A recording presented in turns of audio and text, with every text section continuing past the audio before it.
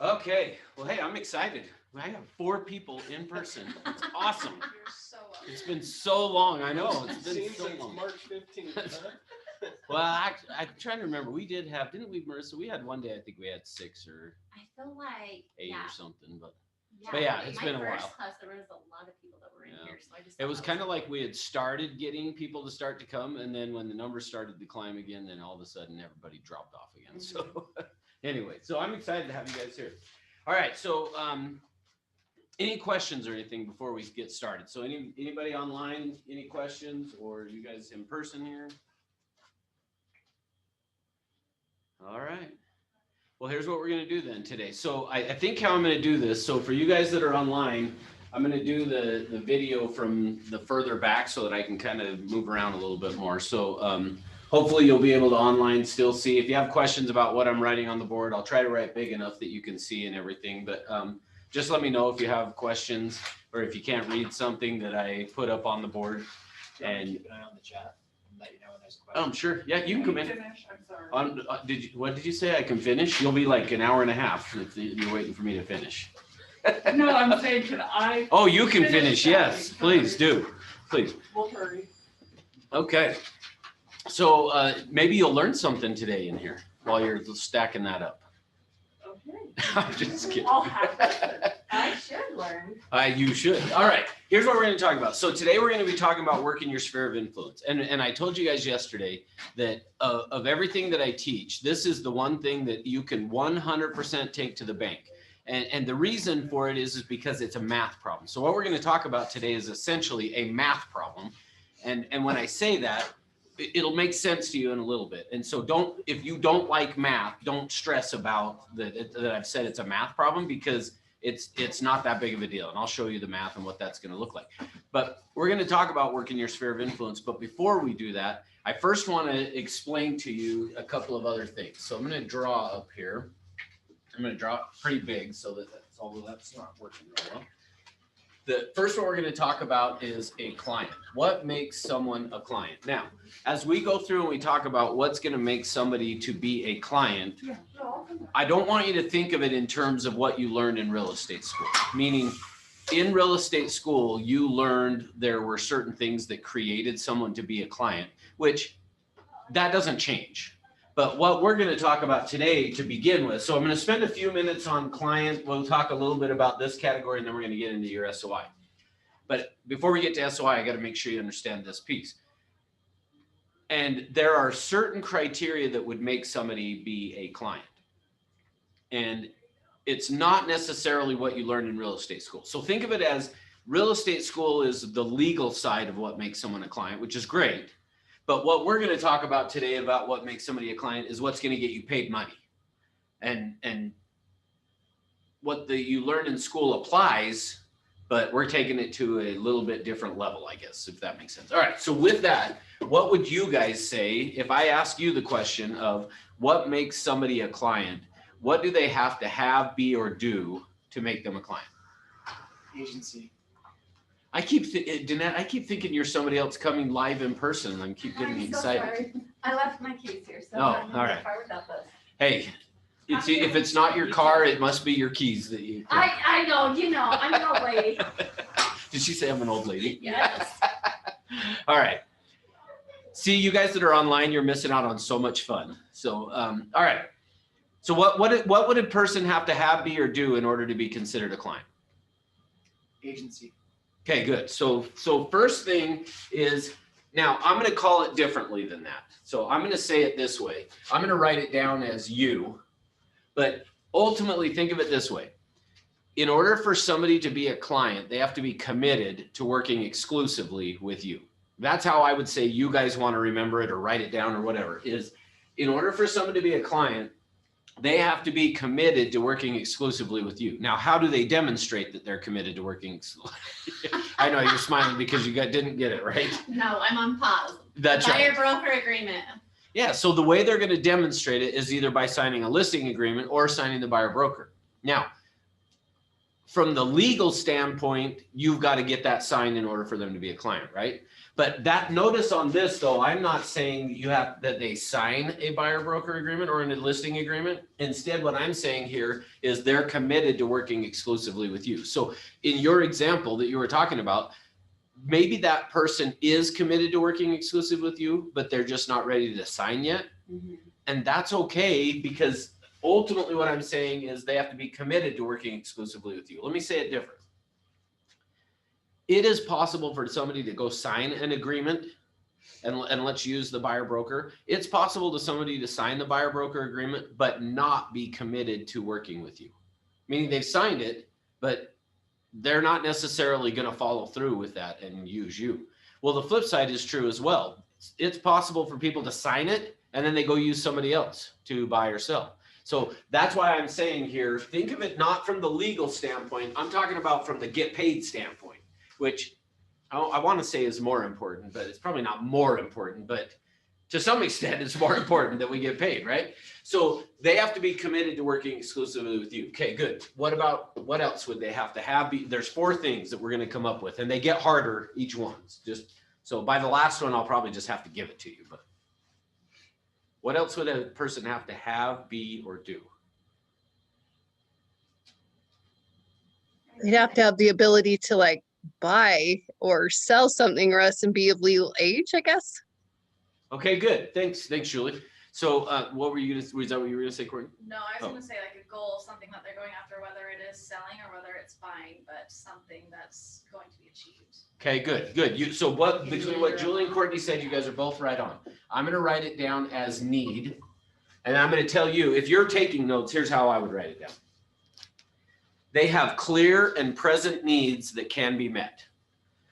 So in order for somebody to be considered a client, they've got to first be committed to working exclusively with you. Then number 2 is they have to have clear and present needs that can be met. So clear and present needs that can be met. So think of it this way. They have to know what they want, whether it's to buy or sell, they've got to know. And then it has to be possible. So sometimes people will at this point say, well, they've got to be able to qualify.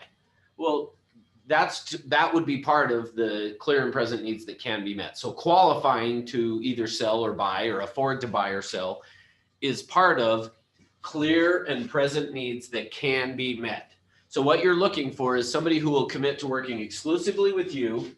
They have clear and present needs that can be met. And then what else? What else would we be looking for in this person if we want to get paid? So that's a little bit of a hint. Funds, money. Okay, so I'm going to throw that in clear and present needs that can be met. So because I would agree is they've got to be able to afford to do it, but that's part of that can be met. So clear and present needs that can be met because they can afford it or they can qualify. So good. What else?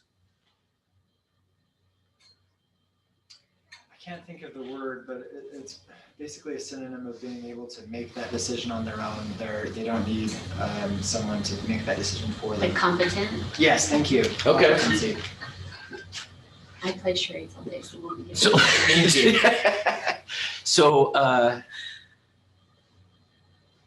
I would probably put the competent up here as well. Clear and present needs that can be met is meaning they can do it. All right. Remember I said that each one gets progressively harder. So this one is what I would, and this one you won't be surprised when I say it, but the next one you will be. I'm going to write it down as now. They have to be committed to buying or selling now. Remember, that's why I said a little bit of the hint is if you want to get paid, like you got to find somebody that wants to buy or sell now. Well, so now with that in mind, define now for me. 1 to 3 months, 1 to 6 months, same year. Depends on how you define it. I guess it's hard. Okay, good. Well, which is kind of my point. Yeah. So It any can other be different to everybody, but I feel like if you want to get paid and you want to be paid now, like it's going to be within like the next 30 days. Okay, good. So here's how I would say it. Now doesn't necessarily have a time frame attached to it. Even if I wanted. Even if you want to be paid now. Yeah. Now, here's what now means. When I say they have clear and present needs that can be met and they're ready to buy or sell now, what I mean by that is that when they find this, it's in the case of a buyer, if they find the property that meets their clear and present needs, that they will write an offer. If it's a seller and we get an offer that comes in to them and it meets what they're looking for, they'll do it now.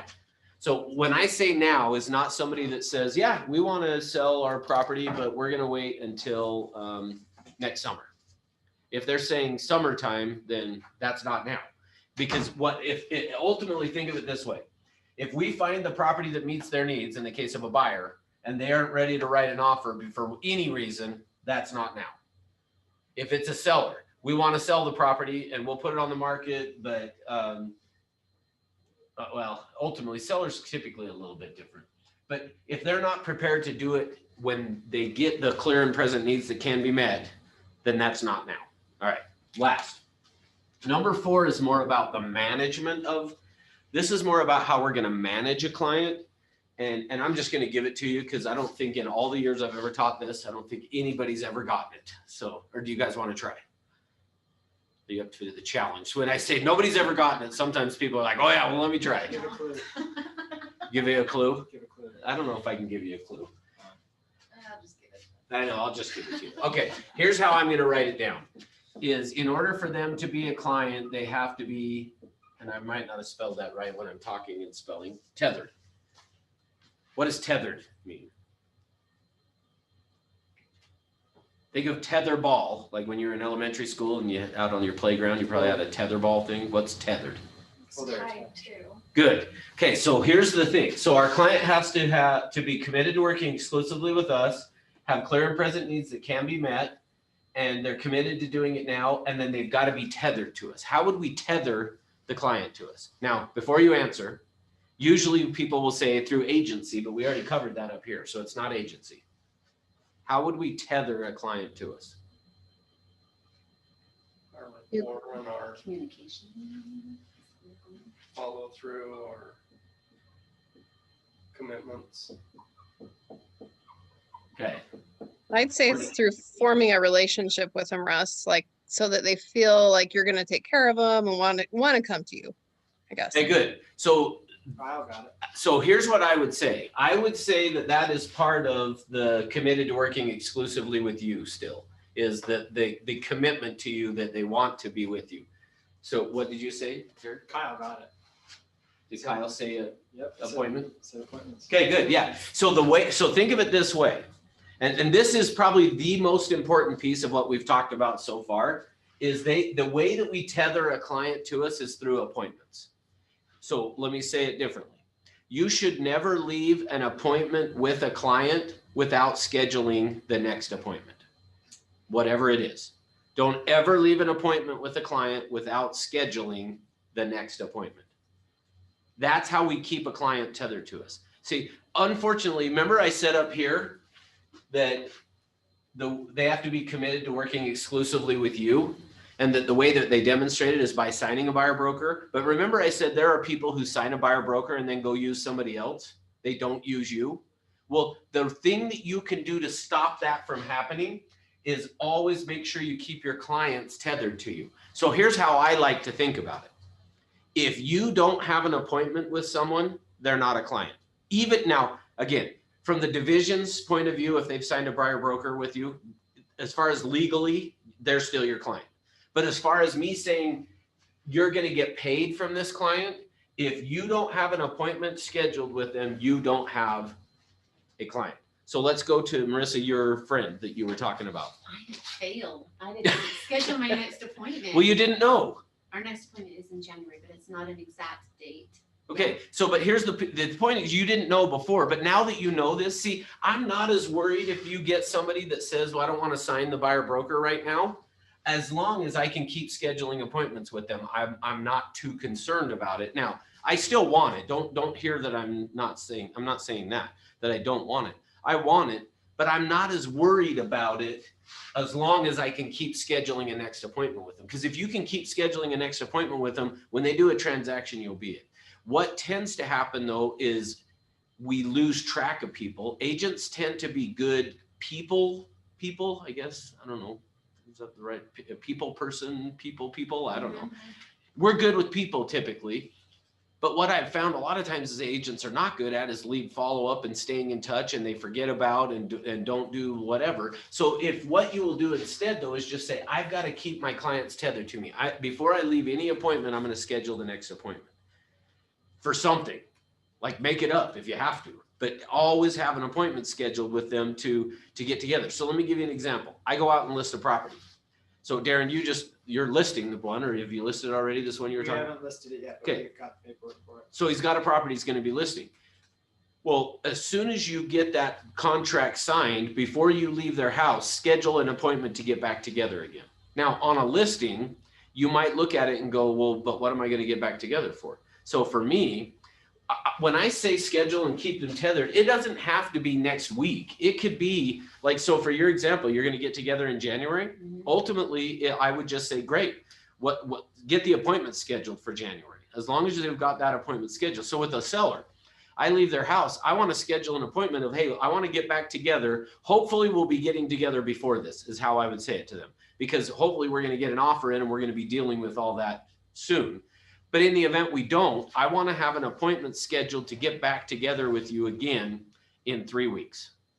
So I want to schedule an appointment to get together in 3 weeks. So for what? What am I going to get back together with them for? Discuss the price. That's right.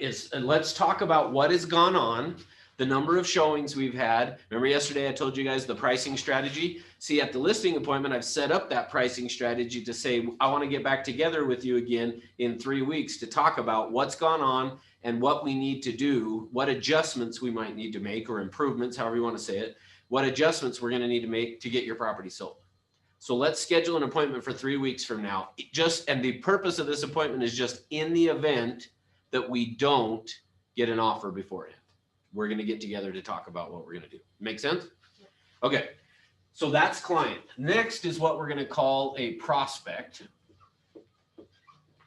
Or you could even, sometimes we'll just refer to it as a lead. Okay. But a prospect. Now, these are the things that is going to make someone a client. Clear that they're committed to working exclusively with you. They have clear and present needs that can be met. They're committed to buying or selling now, and they're tethered to you. They're tied to you. What makes somebody a prospect is that they are deficient in one or more of these. So think of it this way. The reason we're calling them a prospect is when you are prospecting. So when you're on the phone making calls, or you go out and knock on doors, however it is, you're talking to people, prospecting. Every person you talk to in the beginning is deficient in all four of these. So you get somebody first on the phone, they're not committed to working exclusively with you. They may have clear and present needs that can be met. You might not know what they are. You don't know if they're ready to buy or sell now, and they're definitely not tethered to you at that point. So when I'm prospecting, I am trying to find people, and think of it as that way. Essentially what your objective is when you're prospecting is to set an appointment with the people so that you can go and find out. We talked this week about needs analysis. I want to set an appointment so that I can go find out their clear and present needs and see if they can be met. And are they ready to do it now? And then will they sign a buyer broker with me? If in the case of a buyer, if it's a seller, they'll sign the listing agreement. So your whole idea of prospecting is try to find people that will fit these four categories. So think of it this way, is on a prospect, where a prospect is becoming a client, is what we're trying to do. That's the whole idea of prospecting, is try to create clients. We're trying to set an appointment with people so that we could go do a needs analysis to figure out what it is that is important to them, the clear and present needs. And then are they ready to do it now? And are you going to be the one to do it? That's the whole idea of prospecting. So with that being said, a prospect is deficient in one or more of these areas. So they're missing one or more of these. So let's just hypothetically say I get on the phone, I'm talking to somebody, I don't get an appointment with them. So I already now know I'm missing this piece of it for sure. But it seems like they may have some needs that could be met. Seems like they probably want to do something fairly soon and that they're open to doing it with me, but I can't get an appointment with them. What should I do? This is where you guys are like, I want to be back on Zoom because you're staring at me. One more time. Call back and another one. Okay, go ahead. Call back. Nagma. Did I say it right? Close. Nagme. Nagma. Yeah. Nagma. Nagme. Nagma. She just agreed Yeah. that you did it right. I know you finally got you to agree though. The last day of class. And even if it's just to be nice to me, thank you for agreeing. Okay, so what did you say? I was gonna say you kind of follow up later. You either let them know, hey, I'll call back to check on you, in a few weeks, Perfect. few days, whatever, a month, or just call back anyways. Okay, good. So essentially it's going to be lead follow-up, right? Right. Now, so how often should now remember, my objective at this point is I'm trying to get them to become a client. Okay. And if I can't get everything else seems to line up, that they're open to working with me. They seem like they have some needs and they seem like they want to do it sooner than later, but I don't have an appointment. How often then would I want to follow up? If they have a need now, I'd want to do it sooner than later. Okay, good. Or someone else is swooping in on that call and that appointment. Good. So the way I'm going to manage them. So keep in mind what we were talking about here. The way to manage a client is through appointments. So the way I'm going to manage a prospect or a lead is through contact. How often? Minimum. Well, I would Yeah. say minimum at least once a week. good. Perfect. That's exactly right. One time per week. So somebody who is a prospect, they're missing one of these. They're missing one of these 4 things. I want to stay in contact with them at least once a week. Because here's the thing, if they're open to working with me, they have clear and present needs that can be met and they're ready to do it now, but I don't have an appointment with them, I'm going to lose them if I'm not staying in touch with them. So I'm going to stay in touch, and the idea of the phone call is to set an appointment. Make sense? Okay. Now, not everybody though is going to, so let's say that I discover I don't have an appointment. They're also not ready now. So they're committed to, they would say they would work with you, maybe not committed. They say they would work with you. They seem to have some clear and present needs, but not for a while. And you don't have an appointment with them. They're not ready yet. You're not going to want to, if you get that person who says, yep, I want to sell, but probably not for another year, and you called them once a week, what's going to happen? They're going to block your phone number. That's right. So think of it that way. So here's the other thing. When we're prospecting, we want to be prospecting. And I don't think I said this to you guys this week, and I probably should have. When you prospect, think of it this way, is we want to be prospecting on 2 parallel tracks. Every time you're prospecting, you're looking for 2 things at the same time. So think of it that way. We're prospecting on parallel tracks. My primary objective is to find the people who are ready to go now. That's my primary objective in prospecting, is I want to find the people who are ready to go now. But along the way, you're going to come across people who aren't ready now. Like I said, they may be open to using you. They may have clear and present needs, but they're not ready now. Well, you don't want to just throw that person away and never work with them. I mean, here, let me say it differently. If you plan on being in business in a year or 2 years from now even, and you came across somebody that says, yeah, we would probably use you, but we're not going to be doing it for 2 years. Do you want to just be like, all right, well, hope we run across each other at some point in the next 2 years? Like, we don't want to do that, right? So instead, what we want to do then in our prospecting on this parallel tracks is I want to find the now business, but I also want to find the future business at the same time. So while I'm looking for the now business, I'm also going to look for my future business. See, you'll hear me say, if you haven't yet, over and over and over again, this business should get easier for you over time. And if it is not getting easier over time, it is because you're only focused on the now business. You're letting the future business just fall through the cracks. Now, there are trainers out there that will say, if they're not going to do something in the next 7 days, forget about them and move on. I mean, if you want to do that, that's fine. And I think there is a time for that. But that time is usually going to be when you're doing 50 transactions a year. You might want to look at it and go, okay, I'm going to not worry about that person. Personally, I still wouldn't do that, but Yeah, hire an assistant to continue follow-ups. that's right. So just think of it as we want to prospect on two parallel tracks. I'm looking for the now business. That's my primary objective. But in the event they're not ready now, I don't want to take somebody who would use me and knows what they want. They're just not ready yet. I don't want to just take them and throw them away. So now I'm going to put them over here into this category that I refer to here as suspects. And I say that more just to be funny, but really I'm going to put it in up here in parentheses. This is your SOI, your sphere of influence, or your database. Okay, it's your SOI, your database, however you want to look at it that way. Okay, now the rest of what we're going to talk about today is all going to be about this. I'm going to give you 4 criteria that you want to follow with somebody who is a suspect or SOI that we're going to follow, just like what we did here, but we're going to dive into this now, and I'm going to really help you understand what goes on with it. Now, any questions on this before I move on?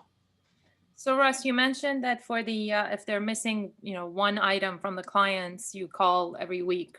What would you say is a good number when if they're missing, 2 or 3? But they're still, do you just increase by like weekly, monthly? Okay, so you mean if they're missing more than one of these, is that what you're asking? Right. Okay, yeah, so very good. In fact, I don't know that I've ever thought it through the way you're asking the question, and I think it's very relevant actually. If you have somebody that is missing just the appointment, we want to do it weekly. Right. If you're missing the appointment and one other, and should that go to a monthly call until, Yeah. and yeah, so get the second actually one? think of it this way. Here's probably what I would say is someone who is not committed to working with you, like, so let's say you're on the phone and they just said to you, I would never use you ever in my whole life. I don't care if you were the only other realtor on earth, I would not use you. Then in that person, we want to do this instead. I want to drop. So if somebody that is like deficient in the you part of it, they're not going to use you, just get rid, don't ever follow up with them, is what I guess what I would say. But if they are missing the appointment and maybe they're, and the now for sure, so appointment and now, we're going to put them over into here. If they're missing more than that, just get rid of them. Okay. That answer? Sounds good. So what happens when you've got one person that's on board, but the other person in their party, spouse, whatever, isn't on board? Would you continue to follow up, or Well, so they aren't on board for what reason? It depends on what the reason is. okay, so it's about discovering the why and then trying to. Okay. Yep, that's exactly right. Okay, good. So we're going to spend the rest of the day talking about the 4 criteria that make somebody a suspect. Okay, so now with that in mind, I had went and got a brand new like green marker just for this class. But this is close enough to work. All right. So here's where we're going to go next. The next piece of this, I'm going to leave that up here for now. Uh-oh. If you knew the 1, 2, and 3, but you were missing the appointment or for tethering, but you knew their needs, what they're looking for, and you came across listings, would you be calling them and saying, hey, I've got a listing that hasn't hit the market yet? Like trying to entice them that way, or what would you do to create the appointments to cause? Yes, absolutely. Yes. So the purpose of this weekly call that we're asking is essentially is yes, to come up with a reason to get an appointment. Okay. So you're not just going, hey, I wanted to touch base this week. Do you guys have a moment? You have to come with some form of value outside of basically asking for an appointment for nothing, right? Yes, you got it. Okay, now here's the thing. So let me, the next piece of this that I want to take you guys through is this. So what we're going to now talk about for a minute is the difference between an open system and a closed system. Okay, because the way that most people will approach working their sphere of influence is they approach it as working it as a open system. So I'm going to explain the difference to you guys, what an open system is versus a closed system. But most people approach it as an open system. And because they approach it as an open system, it's not as efficient. I'm trying to combine effective and efficient together into one word, but effective or efficient as it could be if they would approach it as a closed system. So I'm going to take you guys through that. But before I do that, I first have to show you what the open system looks like and the problem that most people have with it. Okay. Now, and here's the other thing. Actually, I want to do one other thing first. Let me do this. If you think of it, and I've drawn this for you guys already once this week for something different, but if you think of this as being the learning curve, and we talked about this, I think it was on the lead generation class, but think of it as this is the process of what it's going to look like. Now, remember I said to you at the start of the class, what I'm going to teach you in today, and I probably should have worded it this way even yesterday as I said it to you guys. What I'm going to show you today is 100% guaranteed to generate for you over $100,000 a year income. And actually, we'll do the math on this in a little bit, and I'll show you. It's probably closer to $200,000 guaranteed at a minimum if you will do these 4 things that I'm going to give to you. Why are you just looking at her and smiling? Because we're gonna make that. Oh, okay, good. I was like, did I say something that you were like, I told you he was going to say that? You have 100,000 and then there's 200,000, which is. So now you're really excited. excited. Okay. Right now. This is being recorded, so it's fine. And here's what I will tell you. In fact, actually, I will tell you. I'm willing to help you if you will do what I tell you on these 4 things. I would be willing to put it in writing. I would sign something and say, yes, you'll make it, or I will pay it to you if you don't. But you got to do the 4 things that I'm telling you. So I guess that's where when I said to you guys, it's the only thing that I would 100% sign my name to guarantee you it will work if you do it. And the reason I'm willing to do it is because it's a math problem. It's no different than I would be willing to pay you to say 2 + 2 is 4. Like, I would sign my name to that and guarantee you money that's what it is. Somebody's trying to break my doors. Hey, Gordon, how are you doing? It's so good. All right. That's more what I mean when I say I will guarantee it, is more of like, I'm willing to sign my name to it because I know if you do the 4 things, it will work. And the whole objective for me today is to prove to you that if you'll do it, and show you the math. I'm going to show you the math because it's just a math problem.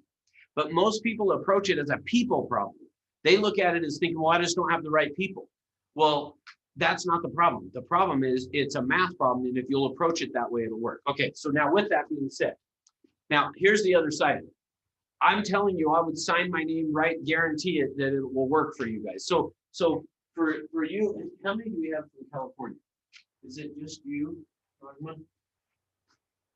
I think it might be. For you, it's going to be a lot more because your average sales price is higher.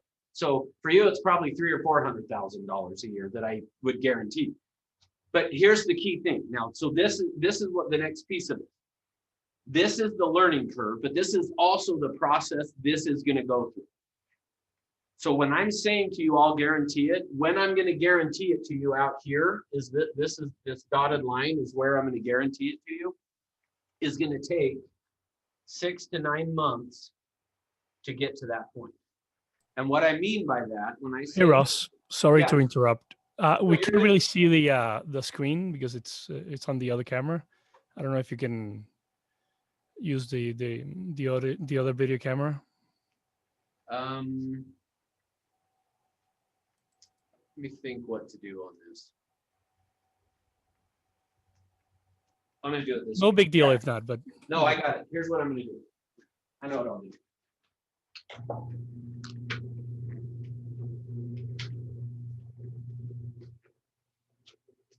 Here's how I'll do it.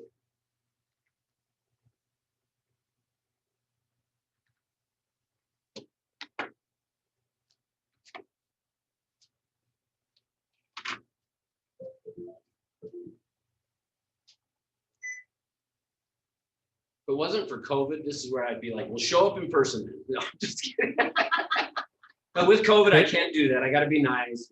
Crazy to be able to do that, or that's Just kidding. Okay, Russ, this way, this will work because then you guys can see it and now you guys can see it too, probably, right? Hey, Russ, Yes. I was wondering, do you get like more attendance for your training now that Zoom has become a big thing on this? So ask the first part of that question again. You get more attendance in the class. Now that we're doing this on Zoom, have you seen a larger participation in the classes? I don't know how many people we have. 3 of the 14 that shows online are me. So I'm just trying to make it look better. So I get my wife to sign in and my I thought it was only 2. Wow. yeah, no, not really. I would say it's probably about the same, Kelly. That Really? was Kelly that asked, right? Yes. Yeah. Yeah, I'd say it's probably about the same. It was pretty common to get 12 to 15 was pretty normal. So that's about the same. Okay. So here's the problem. You guys can now see that I write better on the board than I do on this thing, but that's okay. So here we go. All right. So I don't know why I have struggle with it on this, but I do. All right. So doing this dotted line here is going to be 6 to 9 months. Okay. So it's going to take 6 to 9 months before, but once you hit that point right there, from that point on is when I'm saying, and I'll show you the math on this. You guys are going to get to see it, that it works. So I'll show you what that looks like. But now here's what I want to point out to you. Notice though what happens if this is 6 to 9 months now, and I'll explain why it is 6 to 9. It's not 6 or it's not 9. I'll show you that in a minute. But notice what happens the first little while. Nothing. Kind of hanging out. You gotta plant the seeds before they grow. Okay, good. So since you brought that up, and I think I may have shared this with you guys before, but tell me what you know about how bamboo grows. Nothing. Okay, thank you. Anyone online? It grows really fast. Okay, so Ryan is saying, oh, sorry, I interrupted somebody. No, I just said it grows extremely fast. Okay, good. That's what we usually get to hear and Ryan said it grows really fast. And it does after 4 years. So it takes 4 years before it grows really fast. See, what I'm telling you today, what I'm going to teach you in today, think of it as bamboo. It's going to happen really fast, just like what I'm showing you right here, that it's going to happen really fast after a few months, not years, after a few months of it doing nothing. See, when you plant bamboo, what happens is it just sits there and you water it, you go pull the weeds, and water it, pull the weeds, and nothing happens for 4 years. And then in the 5th year, all of a sudden it goes really fast. So that's the reason I always ask, tell me what you know about how bamboo grows, is because that's the answer I always get. Oh, it grows really fast. After 4 years of doing nothing. Now, the truth is it doing nothing for 4 years? What's it doing? That's right. It's putting its roots system in place so that it can grow really fast. So guess what this process that I'm going to teach you guys in is going to do for a few months before it grows really fast. Cementing with your SOI or your database. Yeah, essentially it's getting the root system set up so that it can take off and withstand itself. So that's what we're going to be talking about. So keep in mind now, so here's the thing. Can I just be like flat out honest with you guys and be like, even like maybe at the risk of offending you, but I don't Be think. brutal. Okay, do it. Here's my frustration. I will sit here in this class and tell you that I would sign my name to it. It will work. It's guaranteed 100%. And here's what I know. None of you are going to do it. You're not going to go, and it's not hard. When I give you the 4 things, now I'm some extent, the reason I'm saying that to some extent, I'm doing a little bit of, I'm throwing down the gauntlet. Like I'm kind of trying, I want you to be like, oh yeah, I'll show you, I'm going to go do it. That's what I want you to be. That's the reason I'm saying you're not going to do it is because I want you to like be like, no, I'm going to go do it. I'll show you. Because it will work. I have done it in my own career. It works. I'm going to show you the math on it. It works. But because of this piece right here, because of this, most of you will not end up doing it. You'll start to do it, but then because you don't see success immediately, you'll abandon it. So I'm begging of you as we go through this, don't abandon it. Stick with it. And in fact, here's the other thing I will say is, let me look at who we have on here. I think Kyle, you've been through this before, haven't you, Kyle? There. Has anyone else that's on here been through this class before? See, Courtney quit already. She's not quitting. I will not let her. Okay. Oh, buddy. All right. And nobody else has? Okay. Well, here's what I'm going to recommend to you guys then. So as part of my saying to you, it is guaranteed to work if you'll do it. Here's what I'm begging of you to do. Come back every single time I teach this. So it's going to be basically every 6 weeks. Every 6 weeks, I'm going to teach this. Come to it every 6 weeks until it's working for you. Because as best as I try to impart the information to you, you're going to miss some of the stuff. You're going to forget. And in fact, there's one key piece that we'll talk about at the end that will be the first thing you're going to forget. Come back every 6 weeks until it's working for you. I'm begging you. Now, with that being said, how many people do I have here that came from the last time I taught it? One. Yeah, Kyle. So thank you, Kyle. I was here, I think. Oh, were you? Oh, yeah, I think you this might is have been. looking familiar. But Okay. this is more impactful because I think that one was maybe on a YouTube one. Yeah, well, Ryan, thank you. budget. Yeah, well, here's the other thing I will tell you is so like for Ryan, this is only your second time being in any of the classes.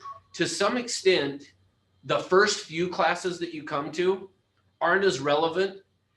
All of the class, the reason I don't have a this is when you start and then you end at the end, I just say drop in wherever you're at, is because it doesn't, no matter which class you do first. So if this was your very first class with me, do I have anybody that's doing that? I don't know. If this is your very first class with me, you would later on, well, whatever your last class is that you do with me, at the end of it, you're going to go, oh, I wish I would have had that as my first class. No matter which class. So like, I've just learned it doesn't really matter because they're all interconnected. Everything that I teach you guys is interconnected. So really, if you want to know the truth from me, I would recommend, Rick Bees. I thought that was Rick Bentley when I saw Rick Bees on there. No, that's Batsuk. Isn't that Batsuk? Who's Rick B? All right, I'll let you answer, but It's all peace out. did they leave? Like Courtney did, got up and left? I'm just kidding. I'm teasing. So no matter what it is, you're gonna, for me, I would recommend go over and over and over again. That is Batsuk. This isn't your first class then. Should have been Rick B. All right. I'm too excited to have this many people in person, so it's great. Okay, so just keep in mind as we go through and we talk about this that, oh, you've never been to this class, but it's not the first class you've ever been to of mine, Batsu. It's just this is the first time you've been to this one. I just meant, is it the first time you've ever even seen me teach? And is it the last? All right. Okay.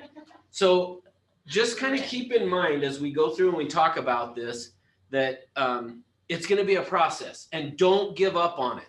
Think of it as it's bamboo. It's got to get its root structure in place. And then when it does, what I will promise you is when it takes off, just like the bamboo does, because you followed the process and let it get there. Okay. So now with that in mind, now let's get into, and we're going to talk about the difference of open and closed system. Okay. So think of it this way. If I'm doing any form of prospecting and I just got a map. So let's just say I pulled out a map of the city, wherever you're at, doesn't matter. And I just drew a circle on that map. Now it would have to be a pretty large map for this to play out the way I'm going to say. But if I did that and I just went and knocked on a door, any random door in that map, what are the odds that that person is going to be buying or selling a home? Slim. Okay, so slim. Any idea of like percentage wise though? Oh, I have no idea. 1 in 10. More than 10? 1 in 10. Oh, 1 in 10. Okay. I'm going door knocking. Where's that neighborhood? Yeah. That's a good, that's a Which- good which check. I'm gonna- for the possibility, not immediately, but that potential. Okay, I'm gonna come Not back to the that. future. I'm gonna come back to that in just a minute. So here's what it is. Remember I talked to you guys before, I think I said this week to you guys, about empirical data versus anecdotal data? Typically what happens is there is a ton of anecdotal data, and that is one of the anecdotal data things, and I'll show you guys what that looks like in just a minute. But before that, I went to get empirical data on this. So I went to the Census Bureau to find out, what does it look like when, as far as people moving? Here's what I found out. 12% of the population moves every year.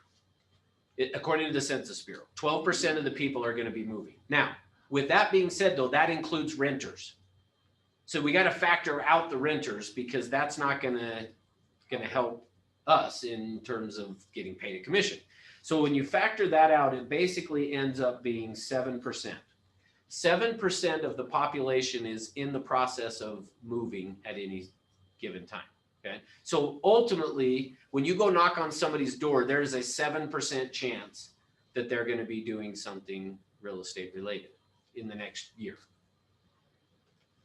That doesn't sound too bad. Now, I remember when I first started in the business, what happened was this. When I first got my real estate license, and I think I told you guys this, I went to my manager and I'm like, tell me what to do.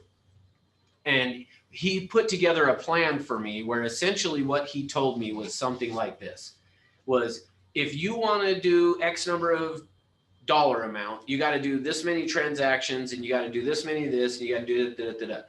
Along the way, he said this to me. And this is something that you're going to hear in the business. And again, it's the anecdotal, it's the stories we tell about the business.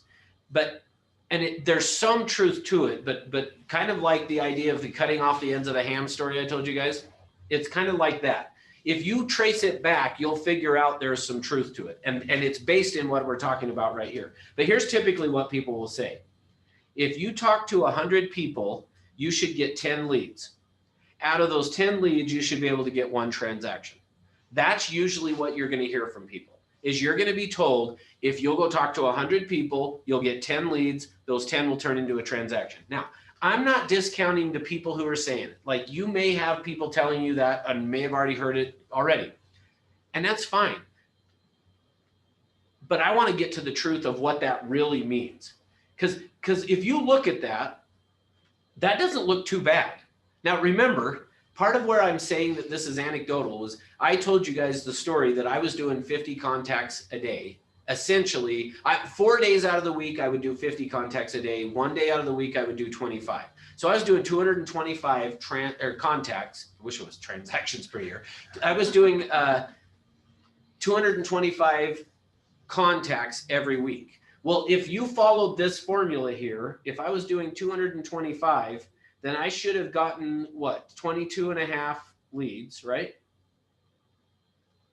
Right? And then done 2.5 transactions every week, times that by, like, let's just say 50. I should have been doing 100 transactions a year, if that's true.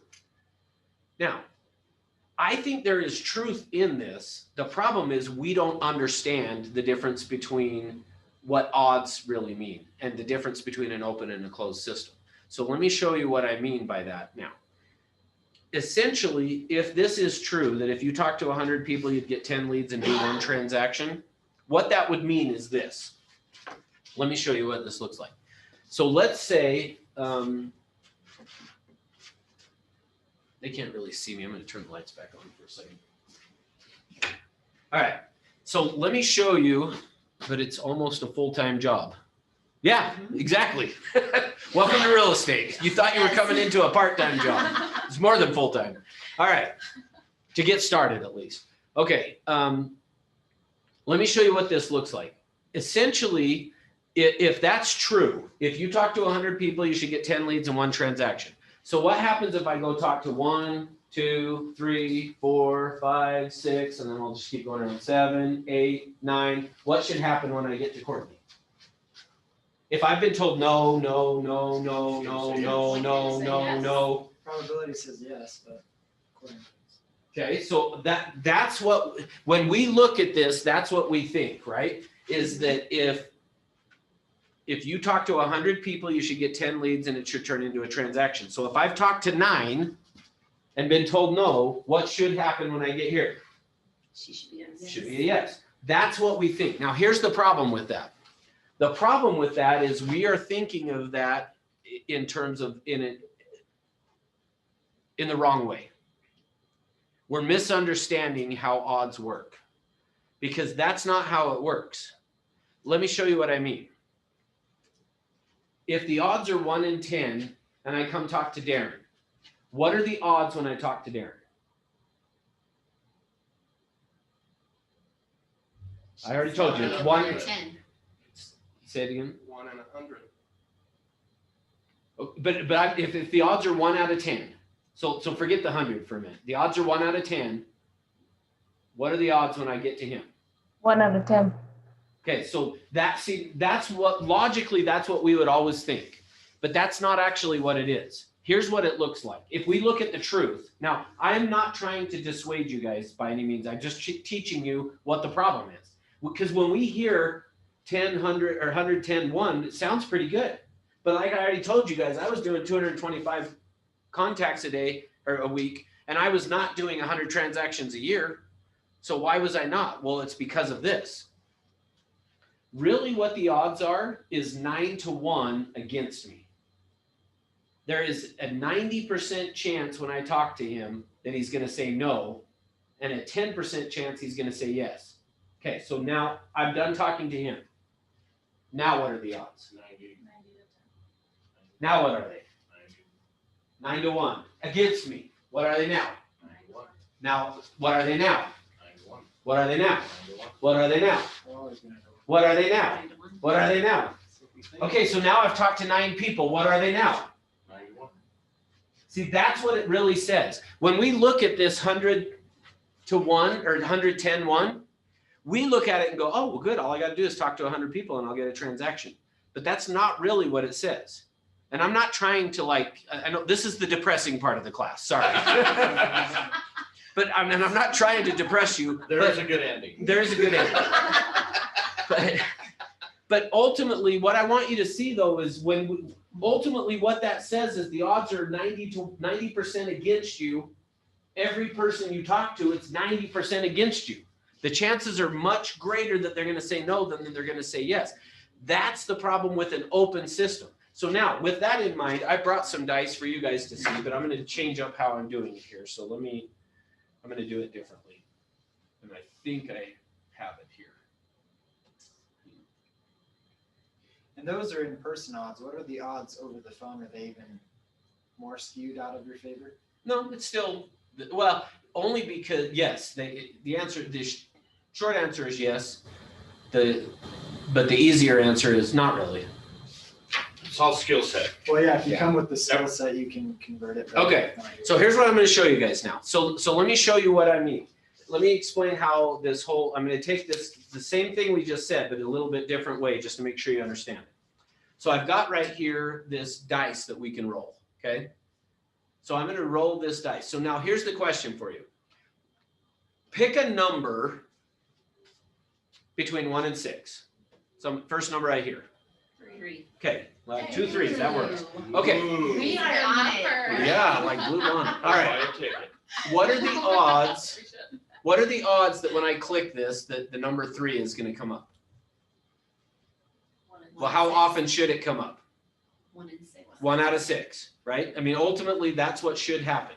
Now, so if that's true, let's see what happens. So you got somebody keep track, do some tick marks of how many times I roll this dice. We're going to see how many times we have to roll it to get a 3. You ready? Please be a 3. This is just a random generator thing, okay? So somebody's keeping tick marks, right? Yep. Oh. Okay, so we rolled it twice to get a 3. Okay, now let's see what happens. So whoever's keeping track, start over. So there's 2, 3. Guess I'll keep track. 4, 5. So what should happen this time? Because the odds are 1 in 6. We're going to get a 3, right? Wait, what happened? The odds were 1 in 6. Who's rolling this? There's 7 times we've rolled it. We should have picked one. 8. We could have picked one. 9 times. We should have. So wait a minute, I thought the odds were 1 in 6. So what happened? You're just a good roller, Russ. Well, apparently not, because it took 9 times to get the number, and you guys have said it's 1 in 6. If that was the case, I'd be rich in Vegas. Yeah, that's exactly right, Kelly.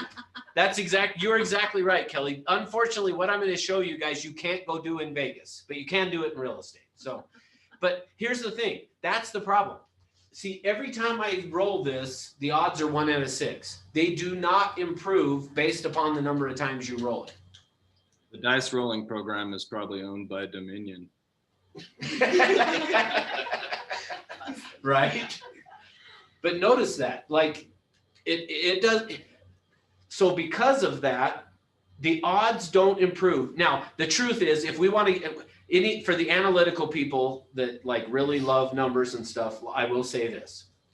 There is a principle in math called regression towards the mean that would say the more times you do it, it's going to happen. Meaning, but here's the problem with that, with us in real estate, because that is true.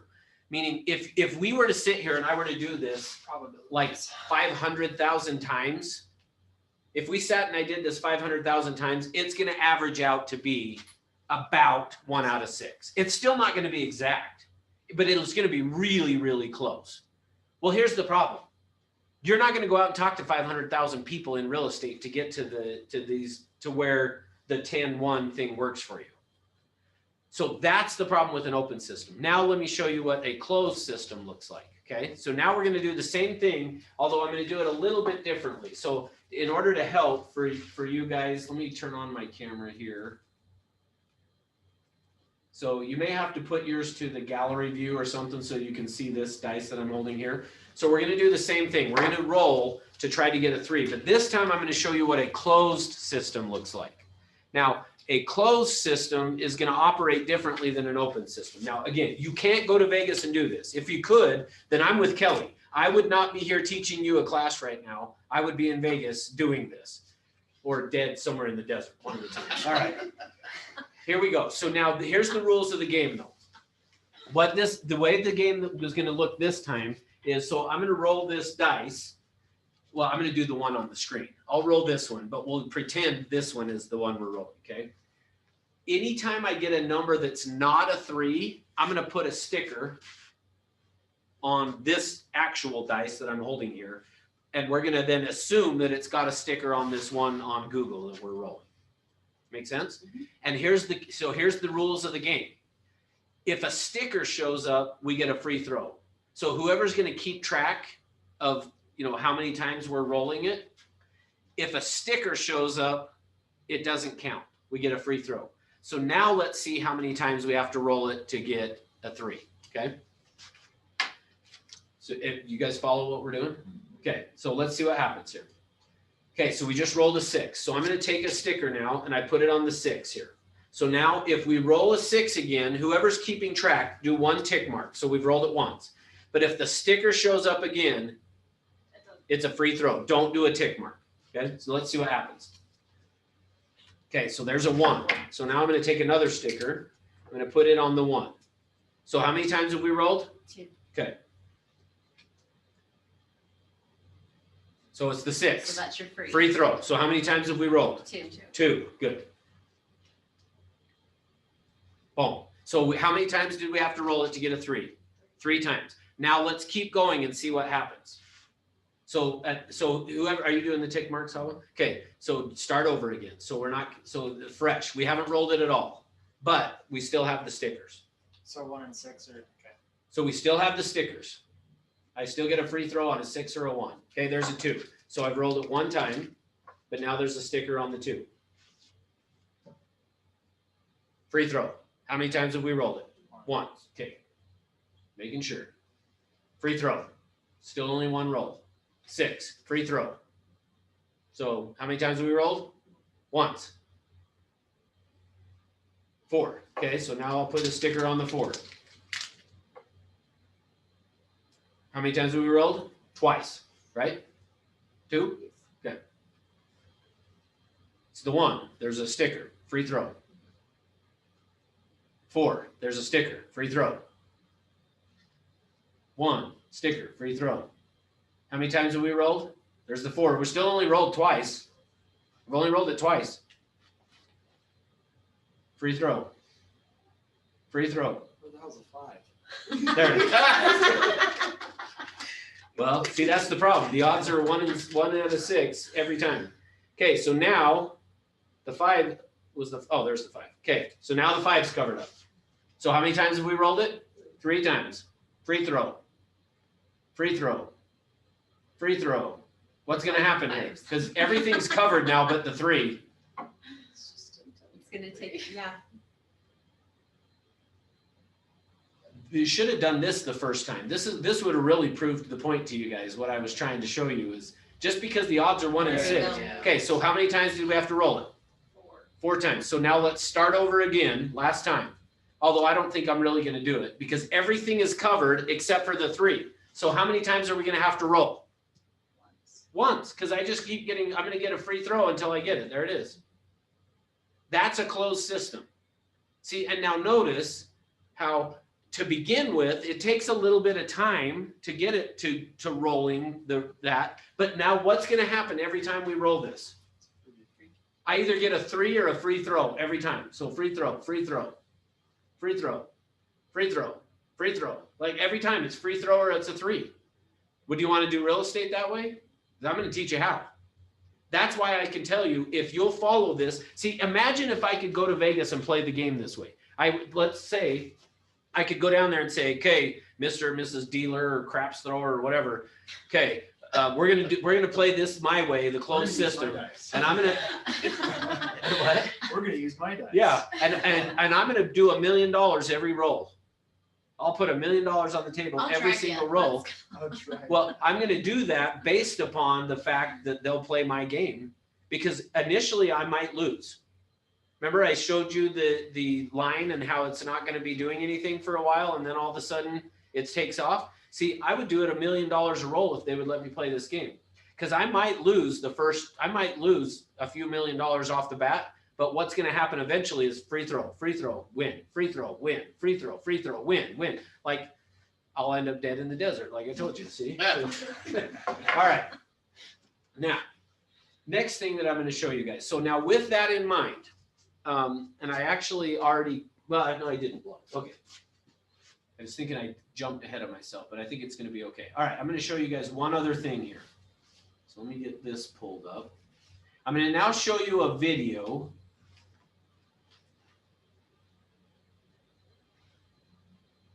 And this video that I'm going to show, oh, hold on. 75% to you, Panma. Sorry. Why am I echoing all of a sudden? It's usually you have 2 of I know, them. but I don't. I don't either. Mine's muted. I was gonna blame you, Darren. I know. I was waiting for that. So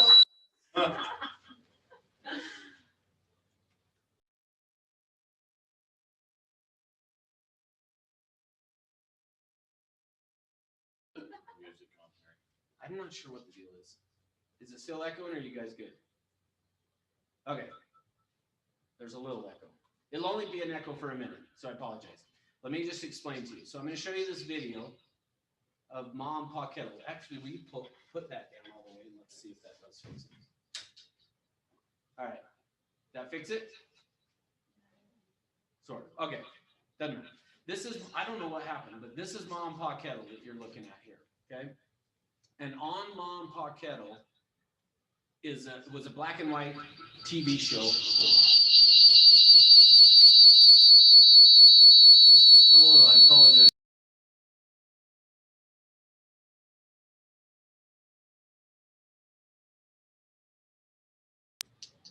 Okay. Did that fix it?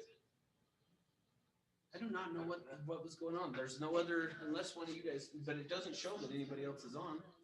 Aliens. What'd you say, Kyle? Aliens. It's December 2020. I know, I'm like, what the heck is going on? Okay, so I'll just explain it and then I'll put the video back up. I just don't know why it's echoing all of a sudden. Ah, I think I know. That fixed it, right? Yeah, what'd you do? For some reason, my computer, it was unmuted. Oh, I know why. Okay, I know what we need to do. I'll fix it. I know how to do it. All right, so can we turn that back up a little bit? Not all the way, but yeah, not to the level you put it. All right, so I'm going to show you this video. This video is Ma and Pa Kettle. This was a sitcom that was on TV back before TV was in color, so when it was black and white. And they're going to do a math problem for you. And what I'm going to show you is some math here afterwards that you're going to think I'm doing Ma and Pa Kettle math, but I'm not. So this may echo for a second when I get this started, but then I'll fix it to where it won't. So let me get it back up.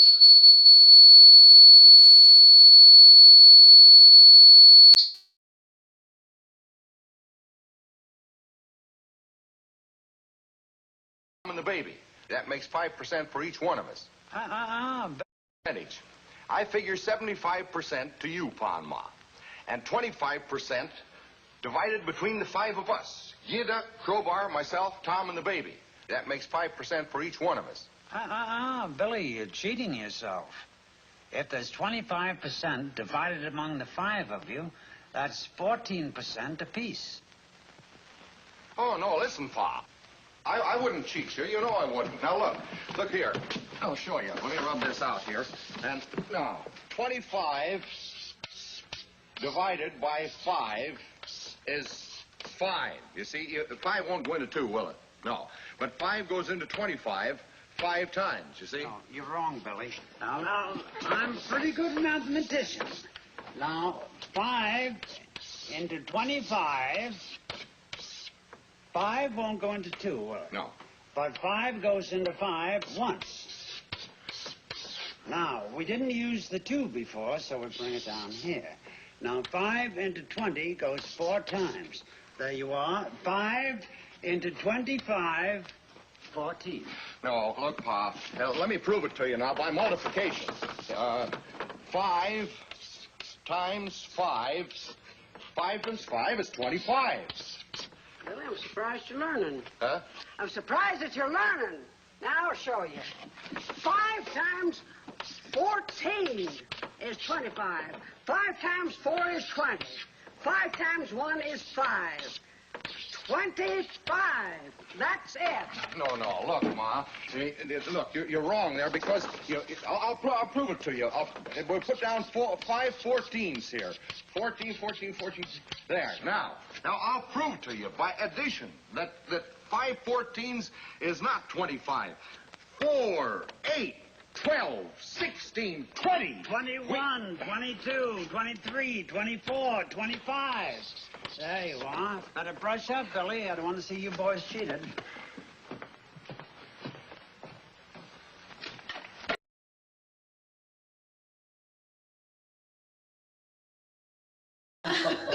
All right, there you go. There you have it. Okay, now, so here's the thing. To some extent, I'm going to show you something now that you guys are going to think I'm doing Ma and Pa Kettle math. Hopefully, you guys can hear me back online again, right? Give me a thumbs up or something. Okay, thanks, Kyle. Okay, now, so I'm going to come back to and draw this again here. Remember, I drew this here. I said the 100, 10, 1. Yeah. Now, what happens though is where this came from is basically out of, remember I said the census was 12%, basically it's 7%. In essence, what people did, somebody got this number and then just translated that for their agents a long time ago, and then it's just been passed down over and over and over again. But essentially what they said is this: for every 100 you talk to, you should get 10 leads turned into a transaction. Well, if 7% of the people are in the process of buying or selling at any given time, and you were to go follow this process, how many transactions out of 100, if it was 7%, how many transactions should there be there? 14. No, it's 14. It's not 7. Why? Why is it 4? Because and I'm not doing the whole reason I show that Ma and Pa Kettle math is because the answer on this is 14 too. just like it's 14. See, the answer is always 14, but it really is 14 transactions. Why? Oh, yeah, Kelly's Kelly good. got it. Buy and That's sell. right, because there's a buy. So for every time somebody sells a house, so here's what I mean by that. A lot of times what people will say is there were X number of homes that sold. So let's just say typically the number in Salt Lake at least is somewhere in, and I haven't looked actually recently of like per month, but it's going to be somewhere around right now 1,800, I'll bet, somewhere in the 16 to 1,800. Well, how many transactions is that then? 3,200 to 3,600 transactions. So my point of bringing that up, there are plenty of transactions out there for you guys to get. Plenty. There's tons. We just got to go about it the right way. And we want to use a closed system, not an open system. So now let's talk about how do we create this system to work that way. So remember, I started the day with, actually, change that. Okay. We started this whole thing talking about clients, prospects, and then suspects, your SOI here. So we're now going to talk about this. So how do we do this? Remember I said that if you'll follow the 4 protocols that I'm going to give you, I don't think I called them protocols initially for you guys, but think of them as a protocol. What's a protocol? Well, if I say protocol, what does that mean? A rule. Yeah, so think of it as a required condition. So it's not really even just, I would say even more than a rule. It's a required condition. It has to happen. And that's why I'm so forceful in this of saying to you guys, I will guarantee it if you'll do the 4 things. But if you round the corners, if you don't do it the way I'm going to show you, and it's not hard, but if you don't do it the way that I'm going to tell you, then I won't sign my name to it. You can't say, well, I'll do it almost that way. Then I can't promise you it's going to work. It's almost kind of like saying, well, I'm going to go plant this seed, but I'm going to go plant it in the middle of the concrete where it can't get any water or, and Is it a weed? Because I can make that. yeah, a weed could make that, I know, in a crack, but not in the middle of the concrete typically, right? Although to some extent, yeah. But you get my point, right? Okay, so the first thing, the first protocol on this, so we're going to go through these 4 protocols now. The first one that is required on this is that you have to be, your SOI has to be a closed system. It has to be a closed system. What that means is it has to be fixed in size. Okay? So it has to be fixed in size. Well, what size should it be? What you will see here in a minute is that it needs to be somewhat a smaller size. And let me define that to you. Typically what will happen is you will hear top producing agents. In fact, on Morning Ascent last week, we had Brenda Lee Jones on there. If you watched with Brenda Lee, do you remember how many people she said she had? Awesome, 2,000. Yeah, she has 2,000 people in her SOI. To do what I'm going to show you to do, you are not going to be able to do it with 2,000. In fact, you need a small percentage of that. My recommendation for you guys is that it should be 200. Oh. You want to have 200 people in your SOI. Now, the truth is, does the number matter? No, the number doesn't matter. What matters is that it's a closed system, meaning it's fixed in size. But what I have found is 200 seems to be the number that most people can manage. So you could do it as 300 if you wanted. You could do 300. But once you get above 300, if you're a single agent by yourself, you're going to have a hard time managing more than 300 and being effective at what we're talking about. To have it work for you, it needs to be a manageable number. And the number I'm telling you should be 200 to begin with. Now, remember, I drew this little learning curve thing where we said this. S curve. Yeah. So ultimately, once you hit this point here, you can change it to any number you want. But I'm going to tell you guys, if you want my guarantee on it, you need to be 200 until you hit this point.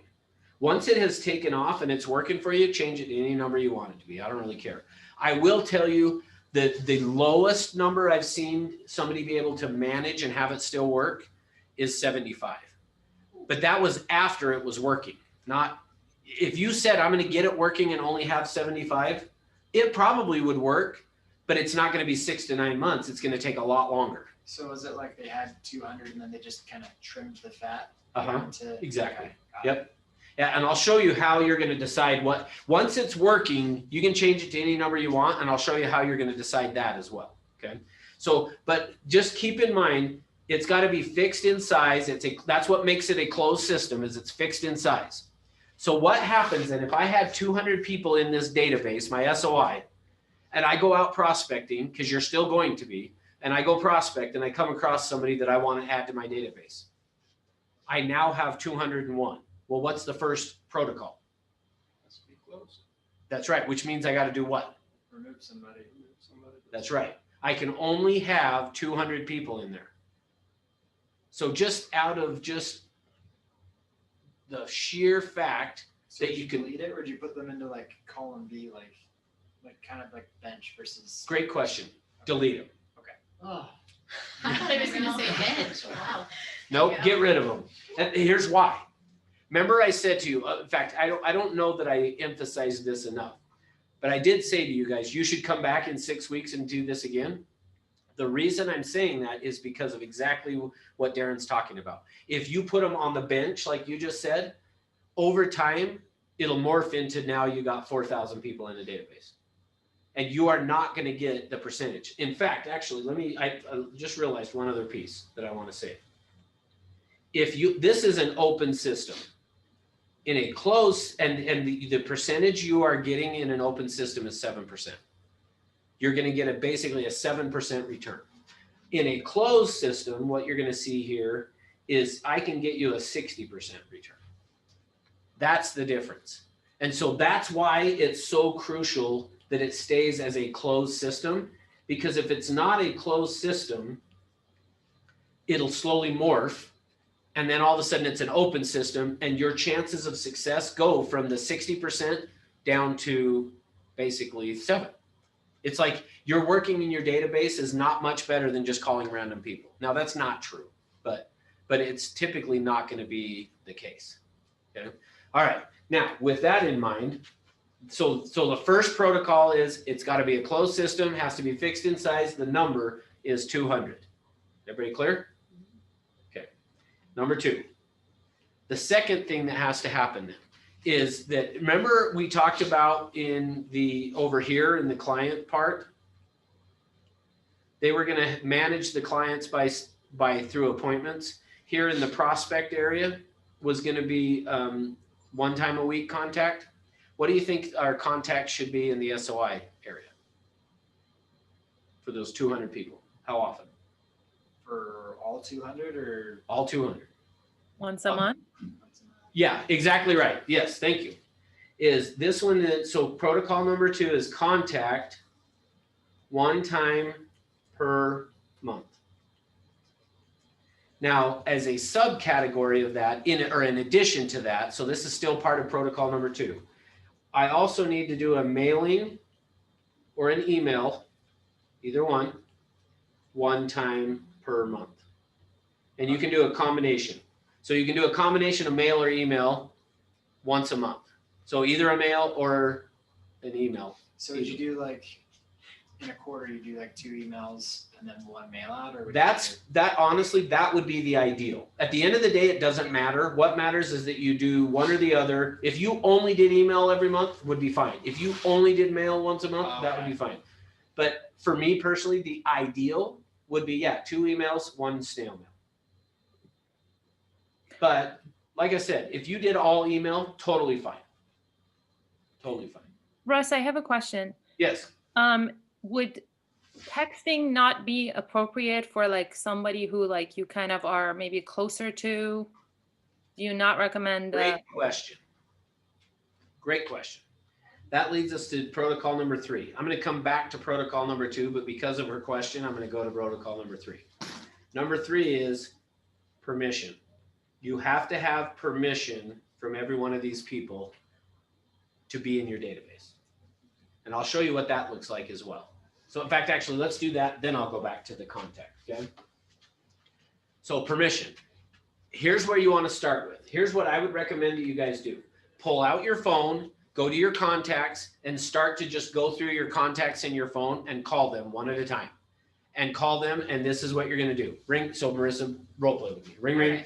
Hi. Hey, Marissa, this is Russ Orchard. How you doing? So good. How are you? Hey, I'm so good you wouldn't believe it as well, actually. So, hey, quick question for you. And I'm short circuiting it. You might want to be like, hey, how's the family and blah, blah, blah. But I'm going to get right to the business part of this, okay? So I'm going to just say, hey, quick question for you. I don't know if you've heard or not, but I got my real estate license. Were you aware of that? No, that's awesome. Congrats. I heard that's a super hard test. Yeah. Oh, yeah. It's really hard. I only took it once. Whatever. I'm just teasing. So, hey, just the reason I'm calling is one of the things that I've been learning in the classes that I've taken is that the best way for me to build the business is to be primarily referral dependent. So I want to build my business to be primarily referral dependent. And so what I wanted to find out from you is if you had a real estate need, who would you call? You. You would? Yes. You're the best. You are too. Thanks. Okay. So now what if she doesn't say that though? What if, so say something else. So if you had a real estate need, who would you call? Rick. I think my phone service is breaking up. Yeah, there's this guy named Rick. I'm hanging out. Yeah. Not in my SOI. Yeah. Would you bench them, Darren, in that scenario? No, get rid of them. Okay, so if you had a real estate need, who would you use? Is it okay for me to say what I want to say now, or do you want me to say no again? No? Yes. Well, I don't care. Say whatever you want to say at this point. Yes. You have my permission to call. Okay, good. Well, so that one's easy. Let's do the no part. I mean, if you had a real estate need, who would you call? And here's the thing. You can either say, oh, I've got a brother, I've got a friend, I've got whatever, or you could just say, I don't know. I'm not really sure. I don't really have anybody. Yeah, I don't really have anybody. I haven't really had a real estate need recently. Okay, sure. And that totally makes sense. I would just like to earn the right to be that person. Would that be okay? Yes. Great. So what that means is I'm just going to send you an email once a month with some information about the market, what's going on. And then I'll just touch base with you from time to time to see if you have any questions. Is that okay? Perfect. Great. Now, what if they say, no, I've got, my husband's a real estate agent. Then I'm probably not going to, hey, great. I had no idea. Talk to you later. Bye. Don't add them to your 200. Are you happily married? Ryan! Oh my. So you're saying there's a chance. Oh, that's funny. Hey, Russ? Yes, sorry. I have an example for you. So I actually did talk to a good friend of mine recently, and when I talked to her about it, she said that they just sold her house.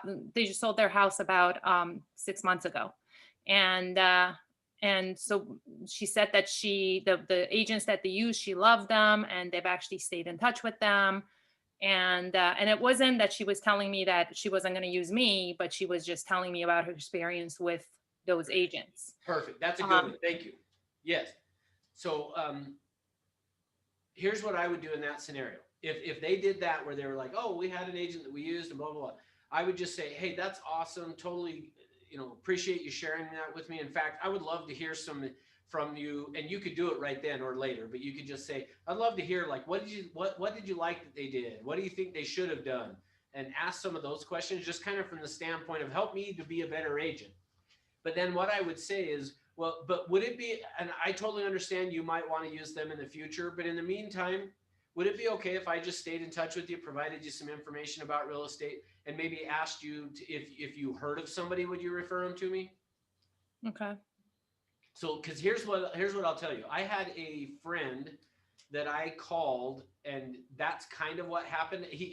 Although actually what he said to me was this: I just wouldn't feel comfortable because of our friendship doing a real estate transaction with you, but I would totally refer you to people.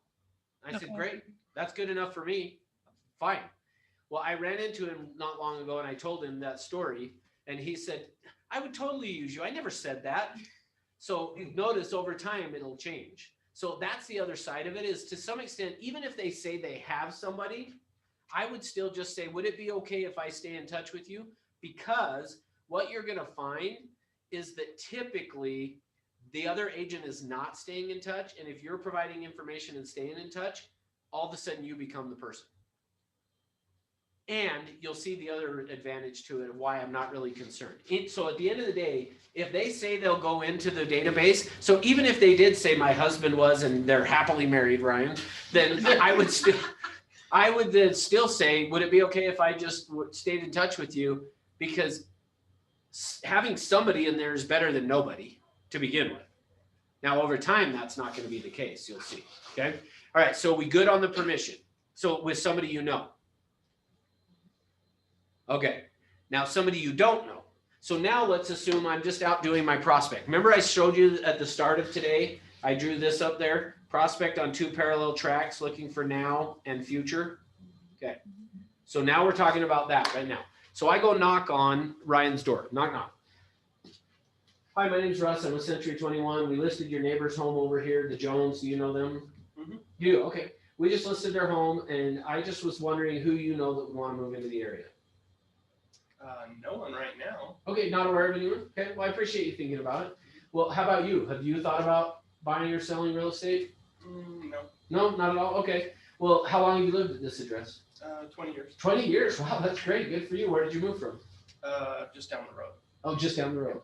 Okay, cool. So, well, if you ever were to move, where would you go next?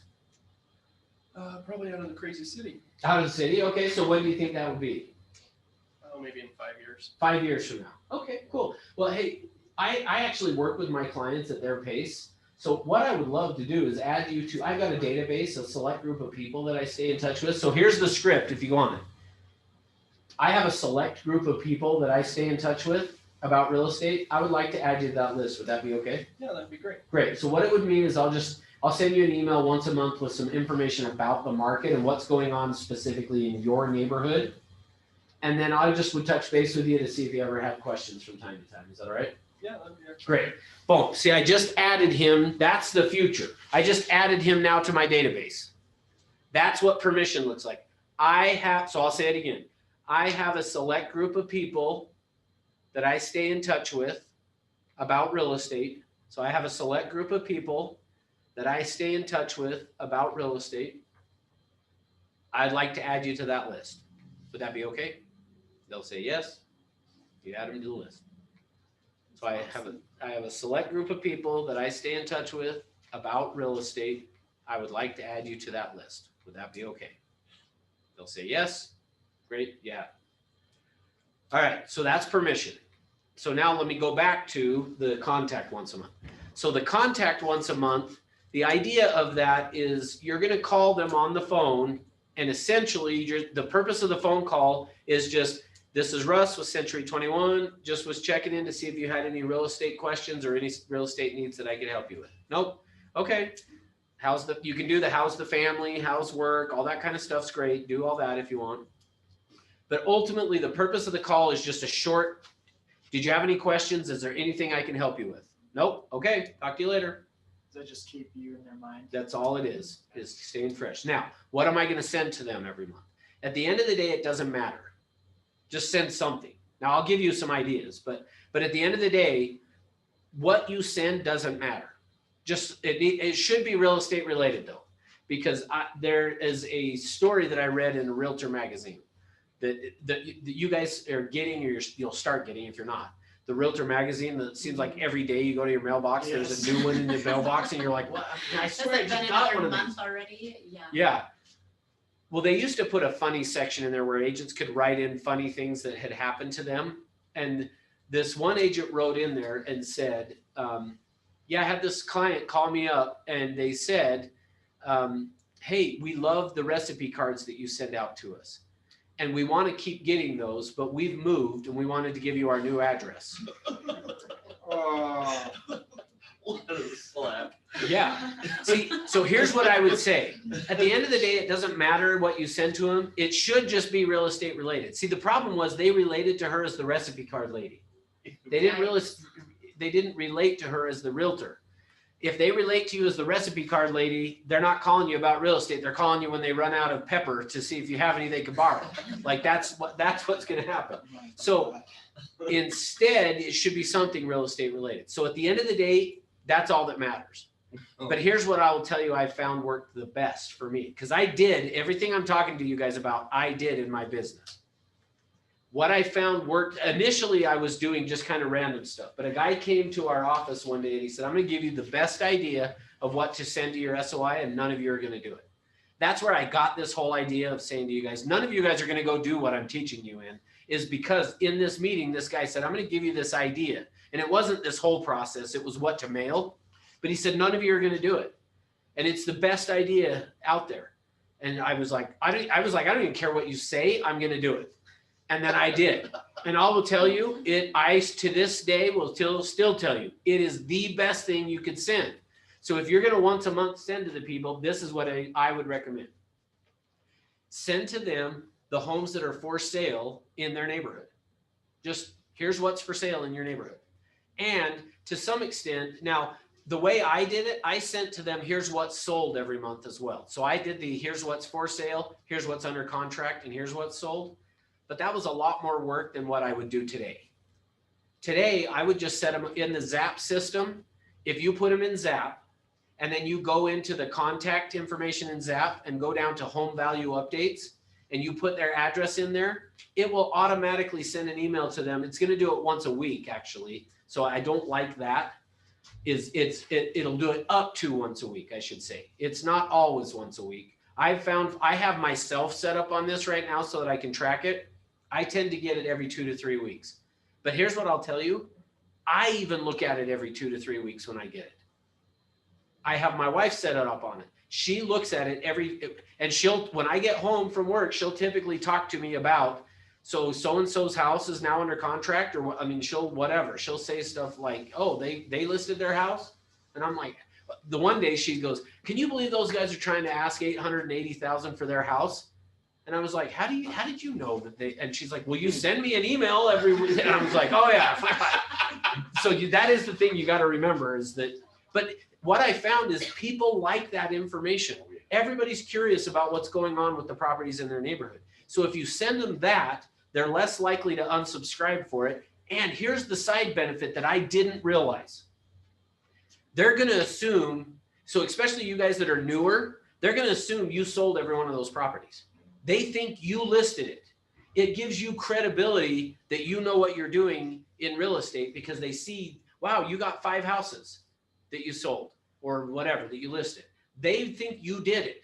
There was one lady that I would call. So over here in Holiday, there's a condo complex called A La Chapelle. I don't know if anybody's aware of it.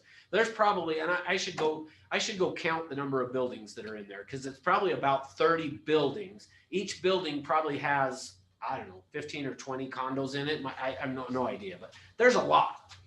Anytime I would send to this lady any of the units that were in her building, I would get a phone call. Her name was Chris. Russ, you sold the condo right below me and you didn't come and say hi. And I'd have to say, Chris, I didn't sell it. It wasn't me, or I would have stopped and said hi. But it didn't matter. She still thought I sold every one of the units in the A La Chapelle condos. That's what you're going to create by sending this to these people. Is they think they're like, wow, they sell every house in the neighborhood. And even though you don't, that's what you want to send to them. If you'll send that, then your phone call is a matter of, hey, did you get the email? Did you have any questions about it? And if they do, great. I don't want to feel awkward, but what system is that? Zap. Okay. So it's in 21 Online. Okay.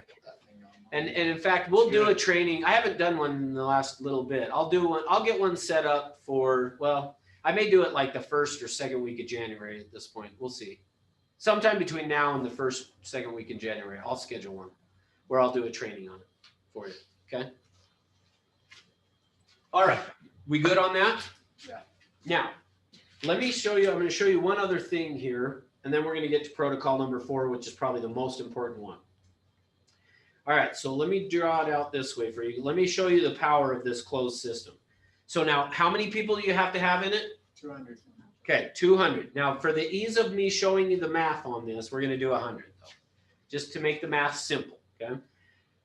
So let's say that I had a database of 100 people in it, and of those 100, we're going to say 50 are red, 50 are green. Now, let me explain the difference.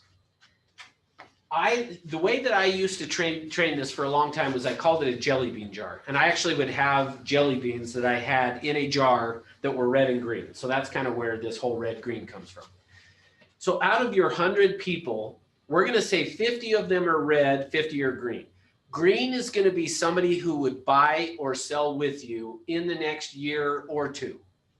Okay. So if they're going to be buying or selling in the next year or two, I consider them to be green.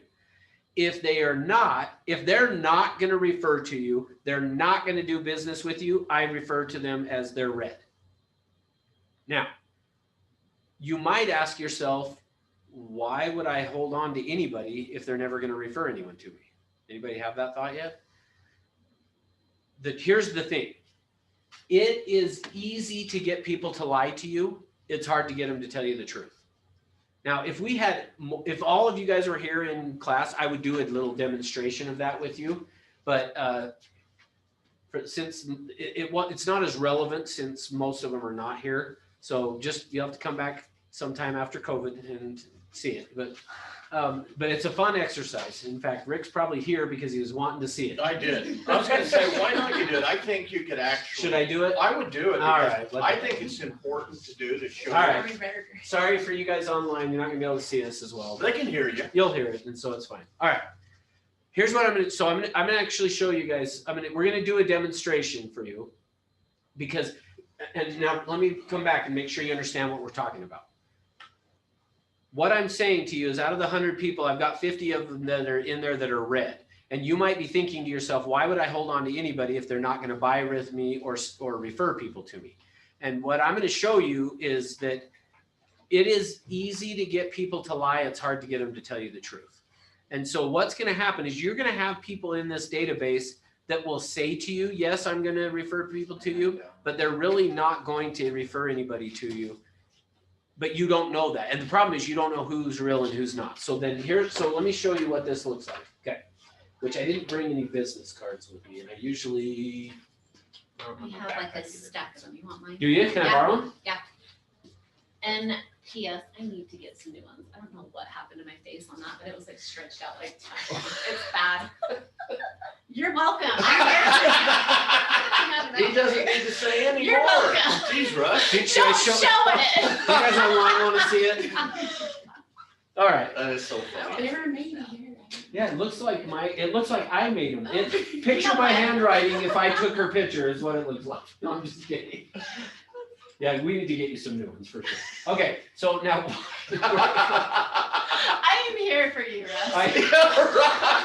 That's it. I love you. I'm going to pay you to come to every class. That's awesome.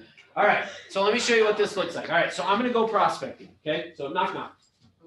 Hi, my name's Russ. I'm with Century 21, and we just listed your neighbor's home down the street. But I just wanted to see if you'd do me a favor. Okay. Would you take my business card and hold on to it? And then if you, yeah, these guys haven't seen the card yet. Just turn it the other way so we can start laughing. Okay, I gotta have one. Yeah.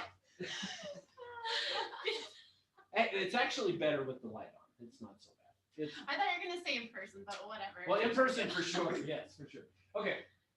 Man, where were we? Okay, will you do me a favor? Will you hold on to my business card? And if you hear of anybody thinking of buying or selling anywhere, give me a call. Absolutely. Awesome. Thank you.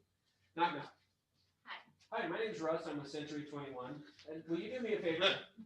Absolutely. Would you just hold on to my business card? And if you hear of anybody thinking of buying or selling anywhere, have them give me a call. Yeah, great.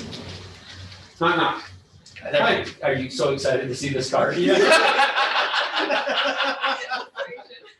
me out. You know what? No, it's not. It's actually not. You dug yourself. If it's a bad enough business card, they may just hold on to it to show their friends. Yeah. You know what I'm saying? Like, they might have- Here's the deal I'll make She with did you. it with Marissa. her phone. I have a driver's license picture that my family makes so much fun of me. I will bring it to you because they were like, if you now, and I am not what I'm about to say, but they were like, that looks like a pedophile picture. Like, you know when somebody gets arrested and on the news they show a picture and you're like, what? Like that's kind of what my district. I'll show you my driver's You're license. carrying a pedophile picture. No, I'm talking no. You're saying it's that bad? Time out. Wow. Okay, Same category. this is all your fault. I wasn't gonna do this demonstration. Okay, where's your cards at? Settle Russ? down. I'm gonna show you, no, I'm gonna show you my driver's license so that you can get a good laugh at my picture. Perfect. All right, will you do me a favor? Yeah. Will you hold on to my business card, and if you hear of anybody thinking of buying or selling anywhere, have them give me a call. Sure. Awesome. Knock, knock. All right. We need- Now I just need a good knock, knock joke to come back with that. All right. Will you do me a, I'm not gonna do this for the interest of time, thanks, Sharon. All right, will you do me a favor? Yes. Would you just hold on to my business card? If you hear of anybody thinking of buying or selling anywhere, have them give me a call. Yes, I Okay. will. I love you. Knock, knock. Hi, my name's Russ. Would you do me a favor? Yeah. Will you just hold on to my business card, and if you hear of anybody thinking of buying or selling anywhere, have them give me a call? Okay. This prospecting stuff is so easy. Now, watch this. Knock, knock. Hello.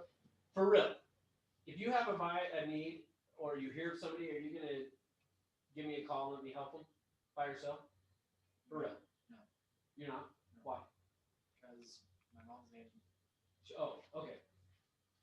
Knock, knock. Hi. Hi, for real. If you have a need or you hear of somebody, are you gonna refer them to me? For real. For real. You're like, I would have until you made fun of my picture. I made fun of it before you. I know. I know it's bad. No. It's actually not bad. Okay, but are you going to for real? For real? No. Why? Because I'm a realtor. Oh, okay. Knock, knock. For real. If you are going to, if you hear of somebody or you're gonna do something real estate related, are you gonna have them call me? It would depend on whether or not you created some common ground. Okay, good. I'll be back. Knock, knock. For real. There's a good chance that I'm not gonna store your card because I don't like. Okay, well, I got another one. I got plenty. Sleeping out I'm trying to is get more rid of clutter, and I don't want clutter. Oh. Okay, so probably not gonna keep my card. Well, what if I stayed in touch though? There's a much better chance. Okay, good. I'll be back. How, for real? If you hear of somebody thinking of buying or selling, you're gonna call and let me do it. No. Why? My best friend's doing it. Your best friend. Okay. For real. Oh, I've got a ring doorbell. I'm not answering. Okay, well, let's assume you did. For real. For real, if you hear of somebody thinking of buying or selling, are you gonna have them call me? No. Why? My mom's the agent. For real.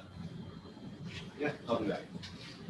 All right. Hey, what's going on, Ryan? How you doing? I'm here to build some rapport and get to know you a little better. So let's assume we've gotten to know each other better. For real, are you gonna have them call me? Yeah, you're persistent. Okay, good. For real. Yeah, you sent out enough market data that I was able You to will. see. For real. Okay. Oh, for real. For real. For real. For me, no, but Why? because like I said, I'm using my best friend, but for But the people that I love, I will. You'll refer to me. Yes. Okay. Because you're persistent. I'll be back. Darren. No. For real. For real. If you have a real estate agent, you're gonna send it to your mom. For real.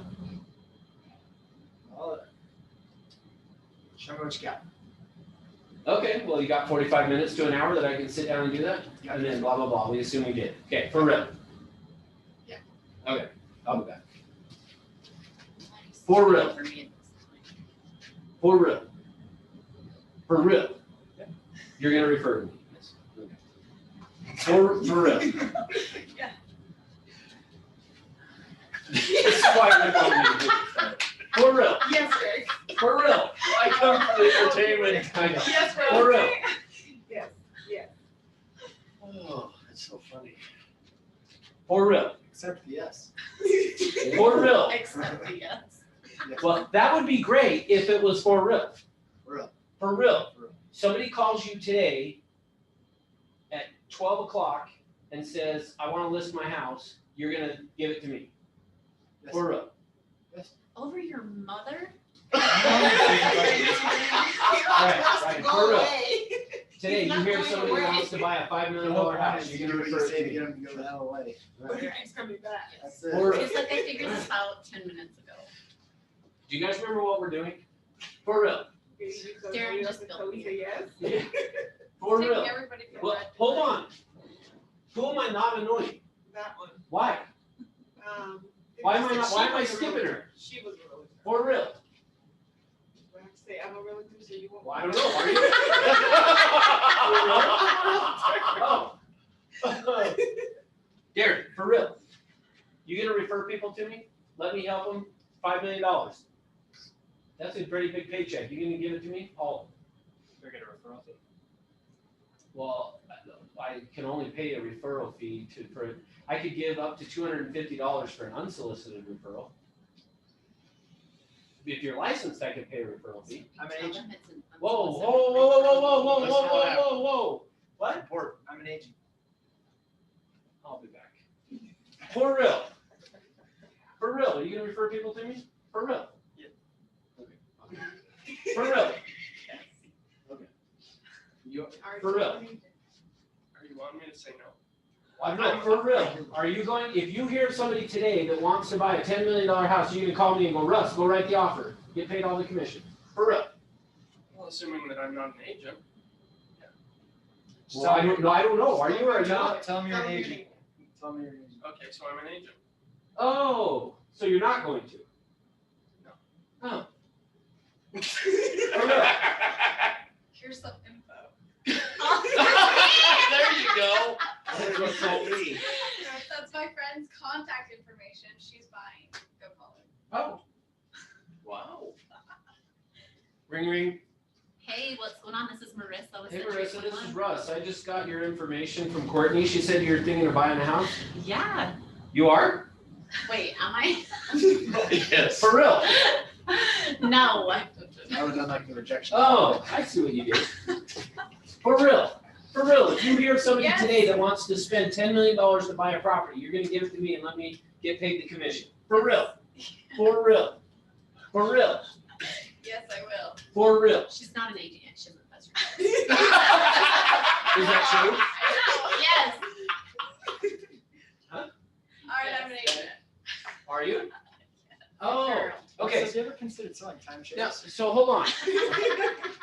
Remember what I told you guys we were doing? I probably lost the online people. You can see now why I was worried.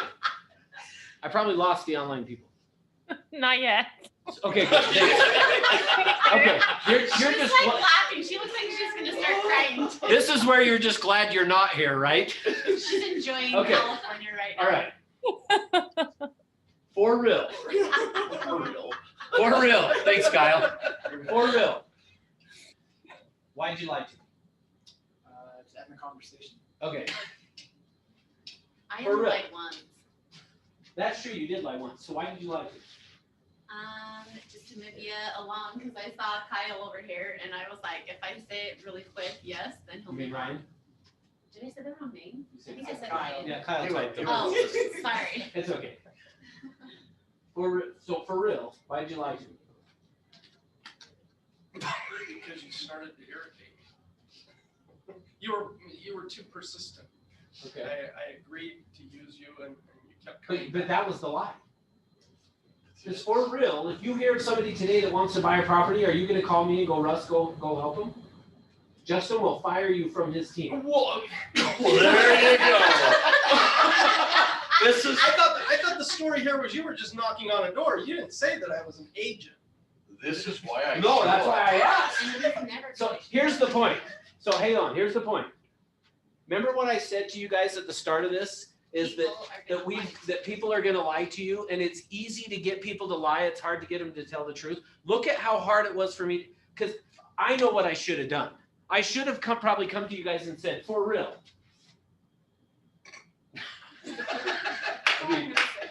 Because I guess what I'm saying is, here's the truth. You guys thought I was role playing, right? Yeah. But notice, even when I came to you and said, for real, if you have a real estate need, are you going to use me? You still said yes. But notice, I said I wasn't. You're saying for real, not in role play. I can see why the first time you did what you did. But when I came back to you guys, every time I said, for real. No, for real. Are you going to refer to me? And you're like, oh, sure. Yeah, leave me alone. Okay. Now, here's the thing. Guess what? And here's what it is. Marissa said it. Why did you lie to me the first time? Move you along. That's right. So guess what your people in your database are going to do? They're going to yeah, sure, Courtney, give me a call. I'll refer people to you. When in reality, they're not going to. But see, you guys just saw how hard it was for me to get you to tell me the truth. Now, to some extent, clearly, I know you're a real estate agent. So it was a bit of a setup. But just know that's what's going to happen in reality. So when I put 50 people up here that are red, you are going to have people in the database that are not. Going to get that out? Yeah. You're going to have people in your database that will tell you they'll refer to you, and they're not going to refer to you. And so your job is going to be to figure out which ones are lying and which ones are not. Well, how are you going to know which ones are lying? You're not. Unless you No, start you will. getting the phone calls from people that are saying they've referred them. Well, then if that's the case, then they're green, not red. So and we'll come back to that. Okay. So here's your objective. Because I took so long on that, I apologize. I'm going to shorthand what I was going to tell you.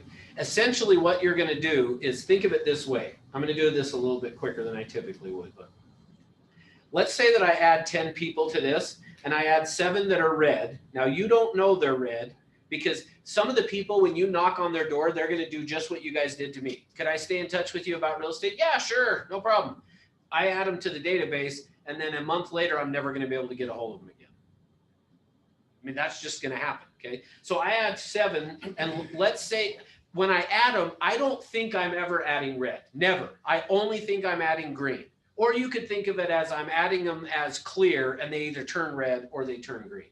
Like either way you want to think of it, but you're never adding a red. You're adding somebody that you think is going to be green. But over time they turn red. Well, so I'm just saying I added 7 and if we could fast forward down the road, however long, we figure out 7 of them were red and 3 of them are green. Okay, so that would mean I now have 57 red, 53 green, or 110 people. Well, if you were to divide that into there, at the start, this was a 50-50 ratio. Now, all of a sudden, it's going to start to go something like this. So can you see the problem of why we don't want 2,000? Is because by adding 10 people, I reduced, should use that one. I reduced my percentage of people that were green.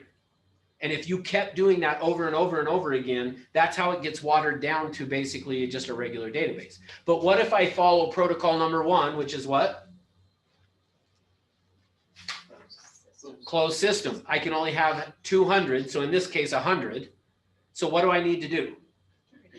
And which 10 should I get rid of? Any of the green? No. So I should get rid of 10 red. Now watch what happens. So now I'm at 47. Still at 53 here. Now, just you can see why I wanted to keep the math like I did. Now look at what happened to my percentage.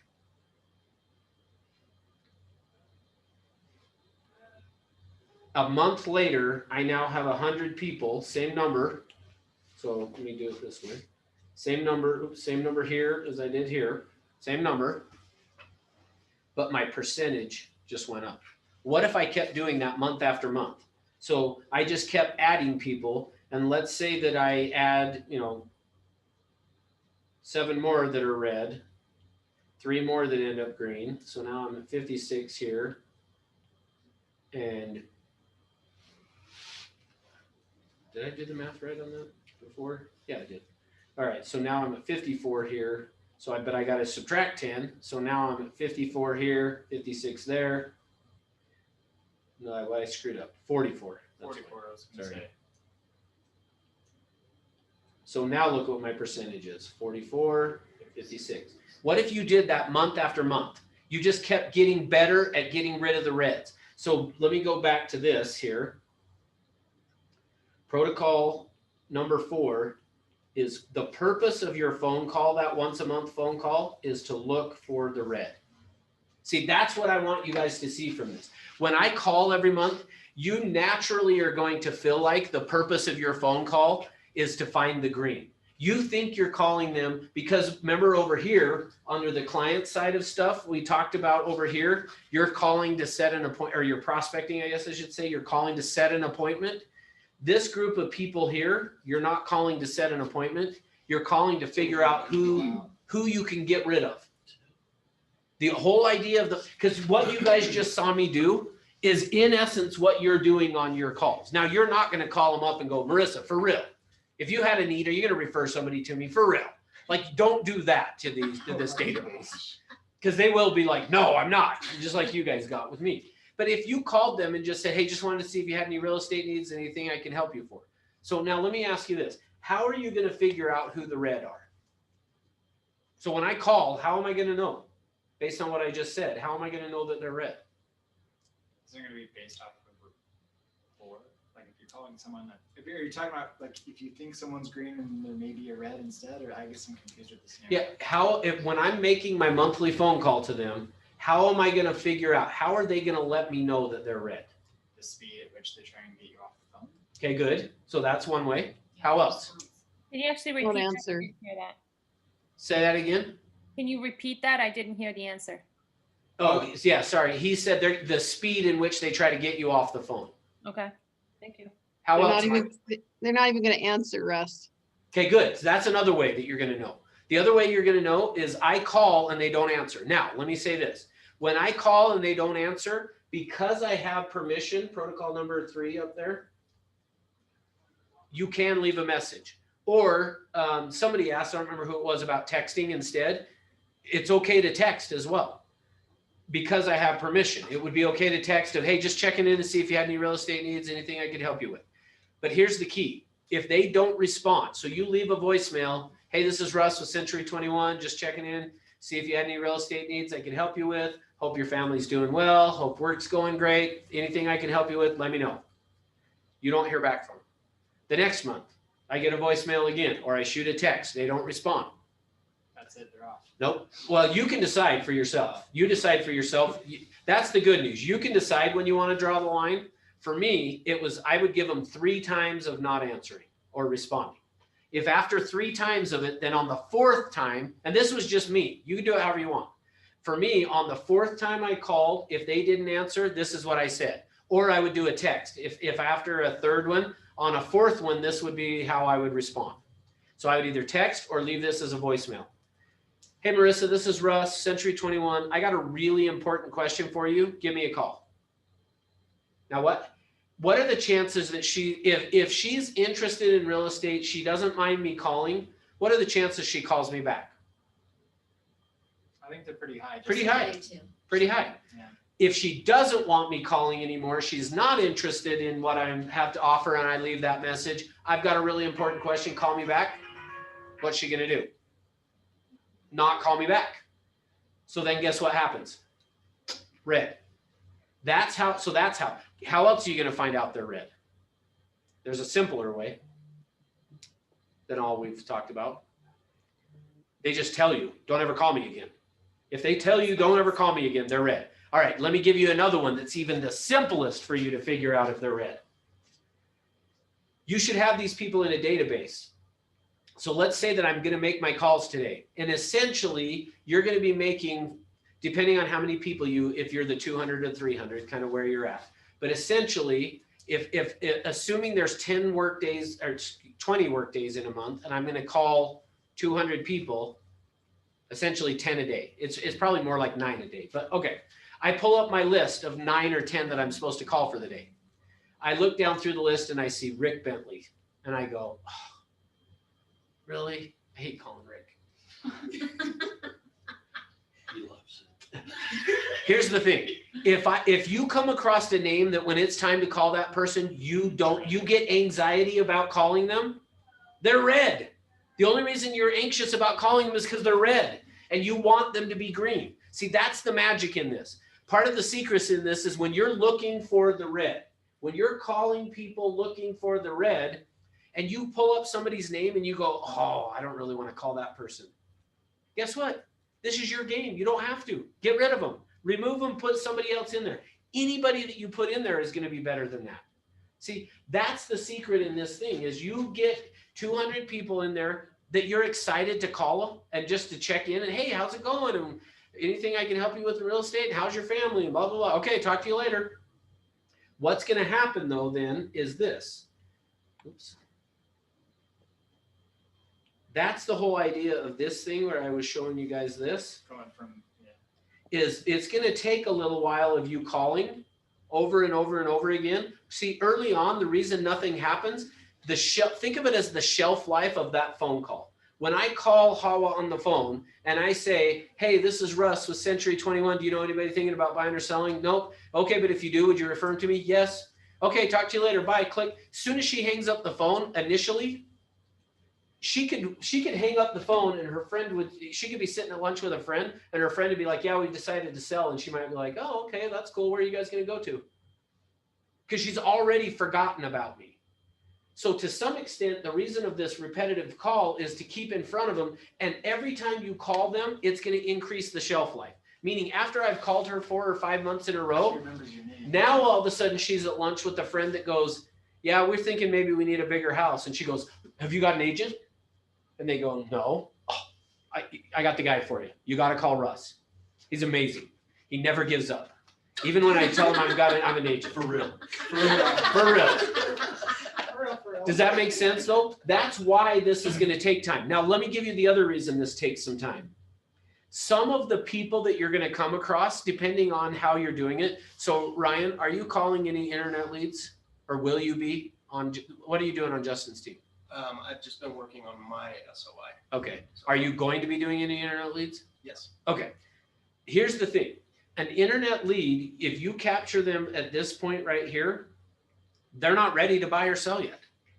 And you're going to have to stay in touch with them over time until they do get ready. See, and what's going to happen is, so here's the other thing. So for Nagma, good enough? Is she smiling? She's awake now. If I'm her and I'm in California, although you guys can't do open houses yet, can you? No. Well, definitely not now. Everything is in lockdown right now. Yeah. Oh, yeah. Is Ventura locked down too? Yes. Really? You guys should just say we're not doing it. Because Governor I think some Newsom, businesses, some gyms have said no, and they're staying open inside. I did hear that the sheriff in oh shoot, can't remember one of the counties where. I think it was LA County that they refused. No, I don't think it was LA. It starts with an R. I don't know. Anyway, yeah, one of the sheriffs said we're not enforcing this, so I think people are getting to that point. Okay, here's the point of what I'm saying. Any of you guys, if you do an open house and you get people to come through it, those people will do something in 6 to 9 months. Well, guess what? Guess why this is going to take 6 to 9 months for it to take off? It just takes time for the people to get ready. That's what you got to remember on this. That's why I can tell you it will work. Imagine if you got 200 people that have been hand raisers, is what I like to call them. They're people who have said, I'm thinking about doing something. They sign up on a website, they go to an open house, any of those things, those are hand raisers. You get 200 of those people and stay in touch with them, you're going to be doing deals. But it's going to take 6 to 9 months until they're ready, and then it'll take off. That's the point of this. But if you can just get a database and you stay in touch. So with the people you know, it's going to take 6 months-ish of you reminding them, I'm in real estate, before they then remember and start to refer you to people. Or you figure out they're not going to and you get rid of them. And the people who you're prospecting and you come across that say, yeah, we've thought about it. Well, they've got to go through that process that we talked about where we did the percolation, information gathering, and active, if you remember that. All right. I'm way over time for the class. I was going to try to be done 11:30, and then Rick showed up. Said, oh, do that exercise. I'm just kidding. For real. For real. You can see why, because it is actually kind of fun. Like what you guys online got us. It's better when you're in person and you can watch the people who don't know what you're doing. Because the online, they're like, just say you're an agent, right? Okay. All right, guys. Well, hey, thank you for being with me. It's been a fun time. You know, can I say something real quick for him? Yeah. So what we've discovered over doing this many years is that this is what, if you do this, this is what naturally takes place with your clientele anyway. You just don't know it. This is the fast track to it. So if you follow this system, I mean, you look at Brenda Lee's been doing this for 35 years now. she does nothing but call these people who are dedicated to saying, hey, I have somebody. This is a brilliant way to just ramp up your business within the first, second year. So running this system, it's where your veterans ultimately end up at. So Yeah, they fast just track it. they just don't intuitively know they're doing That's it. it. So anyway, okay. So for you guys that are in Utah, next week we have on Tuesday is a title and escrow class. So the reason I say Utah is just it's relevant to how title and escrow works in Utah. So that'll be at 10 o'clock, same link that we always use and everything. So anyway, okay. Thanks for being here. Fun. Thanks for being online, guys. Nicole Andrew was on. What? Haven't seen you in forever. How you doing, Russ? I am Good to so see you, good. man. I miss you, dude. I gotta come know, back you in. too. And just Glad so you're- everyone knows, he is absolutely right. I have taken this class before and I didn't do it. And I'm back again. Good. I'm glad you're going to do it. Hey, I'm here for you, man. Thanks for being there for me. Good to see you. You too. Thank you, Russ. Hey, guys.